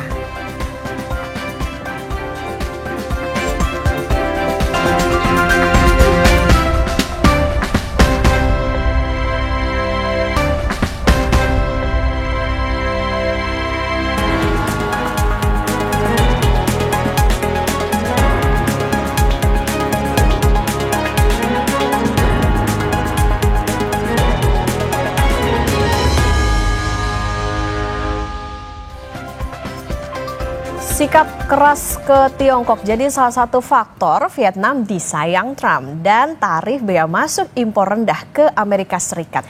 Perlukah Indonesia menjadi Vietnam agar disayang? Apa saja yang dimiliki Indonesia? Kita akan bahas bersama Direktur Eksekutif Selyos Bima Yudhistira yang sudah hadir di studio Kompas TV. Selamat pagi Mas Bima, kabar sehat Mas Bima? Kabar sehat. Alhamdulillah. Jadi Mas Bima, kita lewat data dan angka yang tadi, keuntungan Freeport itu kan dinikmati Amerika sejak tahun 1970-an sampai sekarang. Beda model bisnis udah pasti sama Apple yang masuk ke Vietnam. Apakah ini bisa jadi sumber kekuatan ataupun poin lobbynya Indonesia ke Amerika Serikat? Iya, sebenarnya tipikalnya berbeda dengan Vietnam. Kalau Vietnam itu salah satu daya tawarnya selama ini dia menjadi salah satu hub ataupun tempat di mana investasi China itu masuk ke Vietnam di sektor yang sifatnya padat karya, kemudian masuk ke Amerika Serikat. Nah, Indonesia ini sebenarnya bargaining power ataupun daya tawarnya itu terletak pada mineral kritis saat ini. Jadi mineral kritis yang dipunyain apa saja, salah satunya kan Amerika mengincar dari dulu konsisten soal tembaga. Ini tidak boleh diutak-atik. Makanya Freeport kontrak karyanya terus-menerus berlanjut. Kemudian ada nikel di situ untuk industri pertahanan, untuk kemudian baterai dan juga kendaraan listrik. Jadi kita harus melihat sebenarnya positioning Indonesia itu ada di mana. Karena kalau Indonesia ikut dengan Vietnam, itu pun sudah dilakukan sebenarnya, salah satunya adalah dengan melakukan importasi LPG, kemudian BBM dan rencananya kedelai dalam jumlah yang cukup besar. Tapi Trump tetap mengenakan tarif 32%. Artinya ini harus dicari sisi lain di mana Amerika, Trump itu mau mendengar Indonesia. Dan akhirnya per Agustus tarifnya jangan 32% plus menjadi anggota BRICS, Indonesia ditambah 10%, jadi 42%. Ini bagaimana caranya? Yang belum dimainkan kartu asnya adalah terkait dengan masalah soal Freeport dan kebutuhan Amerika terkait dengan importasi tembaga dan katoda tembaga dalam jumlah yang sangat besar. Oke, artinya gini kan, ya oke lah, berarti kita artinya beda model bisnis sama Vietnam. Seberapa besar, mungkin bisa jadi gambaran, ketergantungan Amerika Serikat terhadap Indonesia itu sendiri, terutama di bidang tambang? Sangat besar ya, sangat besar. Kenapa sangat besar? Karena salah satu tambang di luar dari Amerika Serikat yang dimiliki Freeport, yang cukup bisa menjadikan pasokan ke Amerika Serikat, itu salah satunya adalah Chile, kemudian Indonesia, di luar dari Amerika Serikat. Sehingga kebijakan terbaru Donald Trump misalnya yang akhirnya mengenakan tarif 50% terhadap barang-barang tembaga dari banyak negara, itu sebenarnya adalah suicide mission atau misi bunuh diri. Karena ini merugikan kepentingan Amerika Serikat sendiri.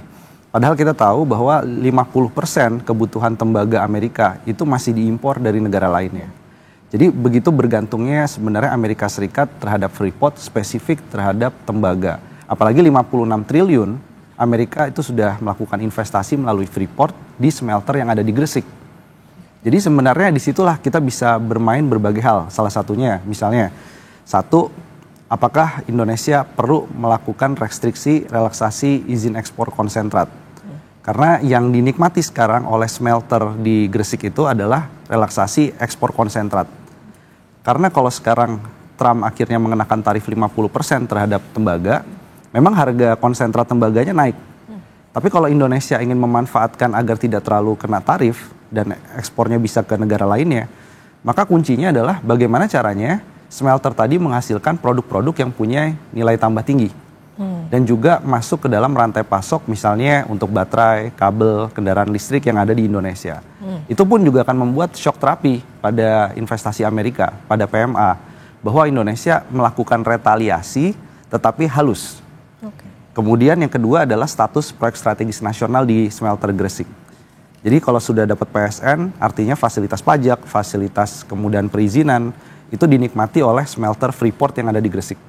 Kalau itu pemerintah bilang saja, kami akan mengevaluasi status PSN di Gresik, implikasinya itu akan signifikan. Yang terakhir adalah soal insentif-insentif biaya keluar yang selama ini dinikmati oleh Freeport, termasuk produk hilirisasi dari konsentrat tembaga. Kalau itu pun juga dilakukan perubahan kebijakan, itu akan mengirim sinyal bahwa Indonesia bukan negara yang lemah, bukan negara yang kemudian sudah melakukan berbagai negosiasi tidak didengarkan oleh Amerika Serikat. Karena yang menjadi permasalahan negosiasi sejauh ini dengan Amerika adalah bicaranya soal defisit perdagangan. Tidak bicara investasi secara mendetail, tidak bicara soal kepentingan tembaga untuk industri pertahanan Amerika. Jadi kita belum tahu sebenarnya Amerika butuh apa dari Indonesia. Ternyata bukan masalah perdagangan saja. Oke, artinya gini Mas Bima, ketika tembaga ini kan akan kena tarif sampai 50% itu tadi, padahal Amerika lagi-lagi bergantung 51% dari tembaga luar. Di sini Freeport juga produsen terbesar tembaga, sudah investasi smelter pula. Ini bisa dikatakan ketika Trump itu menerapkan tarif sampai 32 plus 10 karena kita anggota BRICS, ini kayak jadi semacam bunuh diri nggak sih gitu untuk Amerika Serikat sendiri? Ya, yang jelas konsekuensinya adalah Indonesia itu pasar ekspor konsentrat tembaga dan katoda yang paling besar adalah Jepang, kemudian Tiongkok. Jadi dengan Trump itu mengenakan tarif yang menjadi kebijakan bunuh diri di Amerika Serikat sendiri, ke depan Amerika diperkirakan akan membeli produk impor tembaga itu dari negara-negara seperti China, kemudian Jepang dengan harga yang sangat mahal. Karena jelas kapasitas tambang domestik Amerika itu tidak mencukupi untuk itu. Tidak sebesar Indonesia. Tidak sebesar Indonesia. Kemudian konsekuensi berikutnya Indonesia yang menjadi negara BRICS kemudian dimusuhi oleh Amerika Serikat, dianggap mengancam eksistensi Amerika. Makin dekatlah kita kepada negara-negara seperti Tiongkok, kemudian India dan Brazil. Yang artinya dalam jangka panjang kalau kita bisa bertahan, Trump misalnya tetap mengenakan 32 plus 10% pada Agustus. Tapi Indonesia masih bisa bertahan agar Trump tidak bisa lagi melemah. Bagaimana caranya? Maka keputusan terbaik adalah ekspor keluar negara non-Amerika itu diperkuat. Yang kedua adalah ekspornya harus dalam bentuk hilirisasi yang nilai tambahnya besar. Jadi devisanya akan lebih besar. Atau yang berikutnya, serap lebih banyak katoda tembaga untuk industri dalam negeri. Industri apapun. Salah satunya adalah industri elektronik dan industri otomotif dalam negeri. Itu exit strateginya. Sikap Presiden Prabowo Subianto rasanya clear Mas Bima, merapat ke BRICS meskipun Menko Erlangga datang kembali melobi Amerika Serikat. Nah kira-kira apa sebetulnya yang bisa jadi apa yang bisa dikatakan rencana cadangan gitu kalau lagi-lagi negosiasinya amit-amit batal begitu atau misalnya tidak mencapai, nggak nyampe gitu kalau misalnya Trumpnya makin marah? Ya mungkin harus ada dua kebijakan dalam dua track ya. Artinya negosiasi sudah dicoba kemudian tidak berhasil. Pak Prabowo juga harus evaluasi dong tim negosiasinya yang masalah atau poin negosiasinya. Ini dua hal yang beda. Kalau poin negosiasi sudah membawa Freeport misalnya itu kemudian menjadi poin yang tidak berhasil melunakkan Trump, berarti harus ada evaluasi tim negosiasinya. Termasuk evaluasi kekosongan duta besar Indonesia di Amerika Serikat. Itu satu hal. Tapi kalau misalnya tetap dikenakan tarif yang tinggi, maka exit strateginya bagaimana caranya agar ASEAN kemudian BRICS, ini sama-sama mendorong retaliasi dagang bersama. Tapi nggak boleh hanya Indonesia. Contohnya adalah bagaimana di antara negara BRICS, dia bisa membuat rantai pasok untuk tembaga agar industrialisasi di antara negara BRICS itu jalan tanpa Amerika Serikat. Kemudian dari sisi ASEAN juga sama. Ini ASEAN bisa diajak untuk melakukan negosiasi agar apa? Agar semua mineral kritis ini bisa bekerja sama misalnya intra-ASEAN atau dengan Timur Tengah. Sekarang yang menjadi menarik bukan hanya Amerika versus Tiongkok, tapi ada Timur Tengah yang tertarik juga masuk dalam hilirisasi. Nah, artinya gini, apakah merapat ke BRICS itu jadi jaminan lebih aman untuk Indonesia? Katakanlah nih, impor minyak dari Rusia, bukankah kita bisa menikmati diskon gitu misalnya? Ya, ada beberapa konsekuensi, apalagi bicara soal Rusia. Jadi negara-negara BRICS, Tiongkok dan Rusia ini yang secara ekonomi harus hati-hati. Begitu kita menikmati diskon minyak yang murah dari Rusia, ataupun kerjasama-kerjasama pertahanan lainnya untuk importasi alat pertahanan, yang menjadi kesimpulan adalah banyak negara mencoba itu, tapi terhambat oleh sanksi dari negara-negara barat, bukan hanya Amerika, tapi negara Eropa. Ini juga kita harus melihat hati-hati. Kemudian pertanyaannya, apakah Indonesia harus ikut ke BRICS atau sebenarnya tanpa BRICS secara bilateral kita bisa melakukan sesuatu tanpa labeling BRICS? Itu juga menjadi salah satu pertanyaan karena beberapa negara seperti Vietnam misalnya itu memang wait and see dulu untuk join BRICS karena sepertinya hubungan dengan Tiongkok baik-baik aja tanpa ada BRICS. Jadi Indonesia saat masuk ke dalam BRICS memang seolah kita punya pasar baru, punya partner investasi baru, tapi yang harus disadari reaksi Indonesia bergabung di BRICS ini tidak direspon positif bukan hanya Amerika, tapi juga negara Eropa lainnya. Ini yang menjadi kita harus lebih hati-hati lagi untuk bergabung dalam BRICS lebih dalam. Harus hati-hati bergabung dalam BRICS, termasuk juga tadi kayaknya kita terancam 10% itu tadi tambahan dari 32. Oke, itu tadi soal tambang. Kalau untuk eksportir yang terdampak terutama manufaktur padat karya, karena kan banyak juga nih kita ekspor ke Amerika Serikat, misalnya pakaian jadi, alas kaki dan lain-lain. Apa yang harus dilakukan pemerintah? Yang jelas efeknya coba kita kalkulasi, itu ada 1,2 juta orang serapan tenaga kerja yang terdampak dari tarif 32%. Kita belum hitung yang ditambah 10% BRICS. Artinya ini efeknya nanti kepada PHK dan pengangguran di sektor padat karya. Jadi yang bisa dilakukan sekarang ini, pemerintah jangan hanya fokus menarik investasi baru. Tapi investasi existing di sektor padat karya, alas kaki, pakaian jadi, ini coba dilihat apa yang bisa meringankan biaya operasional mereka, sembari mereka mencari cara agar harga produk akhirnya itu bisa berdaya saing. Salah satunya insentif untuk diskon tarif listrik industri padat karya. Bisa 40% misalnya selama 6 bulan, selama mereka melakukan adaptasi mencari pasar-pasar alternatif. Kemudian yang kedua adalah PPh 21 karyawan yang ditanggung pemerintah di sektor padat karya itu bisa diperluas sektornya. PTKP, penghasilan tidak kena pajak. Jadi kalau ekspornya susah, maka salah satu opsinya adalah penetrasi pasar domestik. Dan itu bagaimana sekarang nih daya beli masyarakat? Jawabannya kalau dari pemerintah bisa melakukan penghasilan tidak kena pajak itu jadi 7,5 juta rupiah.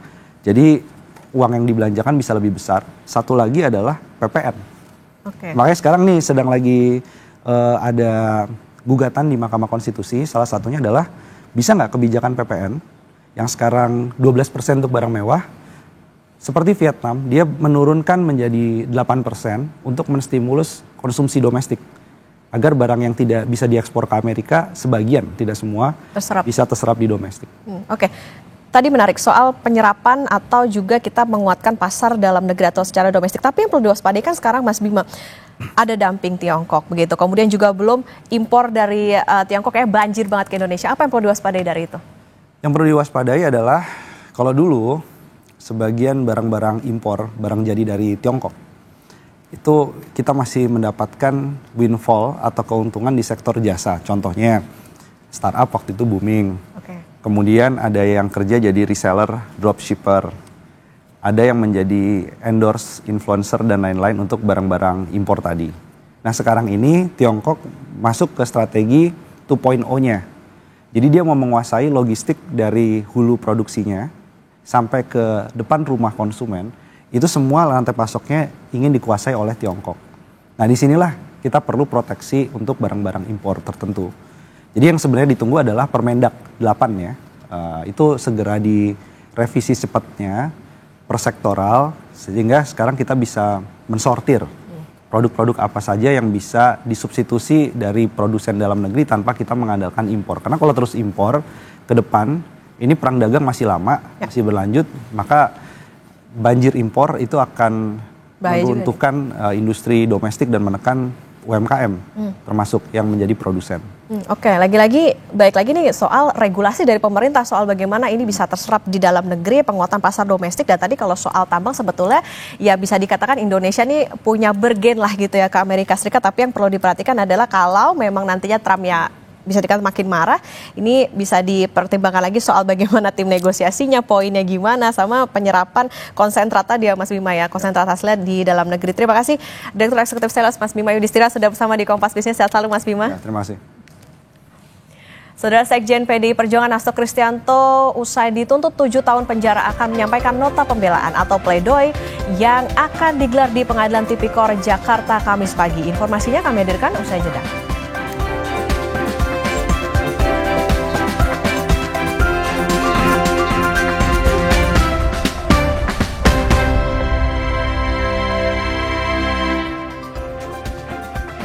Terima kasih Anda masih bersama kami dalam Sapa Indonesia Pagi. Saudara, Pengadilan Tindak Pidana Korupsi Jakarta kembali menjadwalkan sidang kasus dugaan suap dan perintangan penyidikan perkara Harun Masiku dengan terdakwa Sekjen PDI Perjuangan Hasto Kristianto.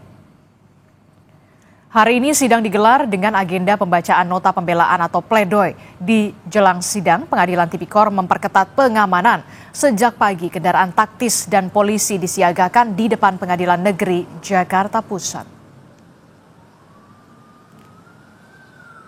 Nomor 36 yaitu atas nama terdakwa Hasto Kristianto untuk agenda sidang yaitu pembacaan pledoi.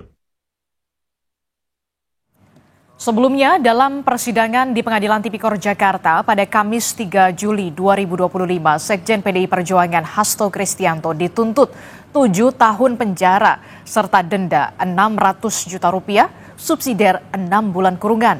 Jaksa menilai Hasto bersalah karena bersama-sama melakukan korupsi serta merintangi penyidikan perkara suap pengurusan penetapan Harun Masiku sebagai anggota DPR periode 2019-2024 menggantikan Nazarudin Kemas.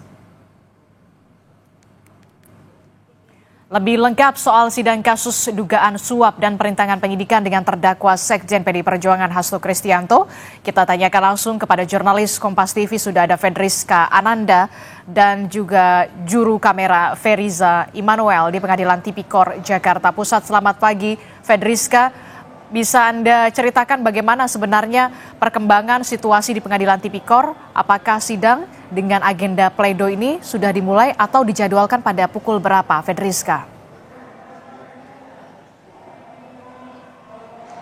Ya, Adisti, sebetulnya kalau kita merujuk pada jadwal sidang yang dilampirkan di laman Pengadilan Negeri Jakarta Pusat, sidang ini akan dimulai pada pukul 9 waktu Indonesia Barat. Namun hingga saat ini masih belum dimulai dan saat ini tampaknya akan segera dimulai dalam waktu dekat karena tampaknya Hasto akan segera memasuki ruang persidangan di mana tepat di depan ruang sidang ini saat ini sudah ada polisi yang mengamankan begitu ya terkait dengan jalannya sidang hari ini. Kalau misalkan untuk sidang Hasto ini memang agak spesial, Adisti dan juga saudara, karena memang dikawal begitu ya oleh polisi di mana memang banyak begitu simpatisan dari PDI Perjuangan ini yang begitu hadir untuk memberikan dukungan kepada Hasto Kristianto. Tidak hanya simpatisan, namun kalau misalkan kita juga melihat ataupun menyaksikan sidang-sidang sebelumnya, ini juga tampak kader PDI Perjuangan seperti Ganjar Pranowo, kemudian Rohmi Sitompul dan juga mantan dari Gubernur Jakarta juga Jarot yang kemudian memberikan dukungan kepada Hasto Kristianto.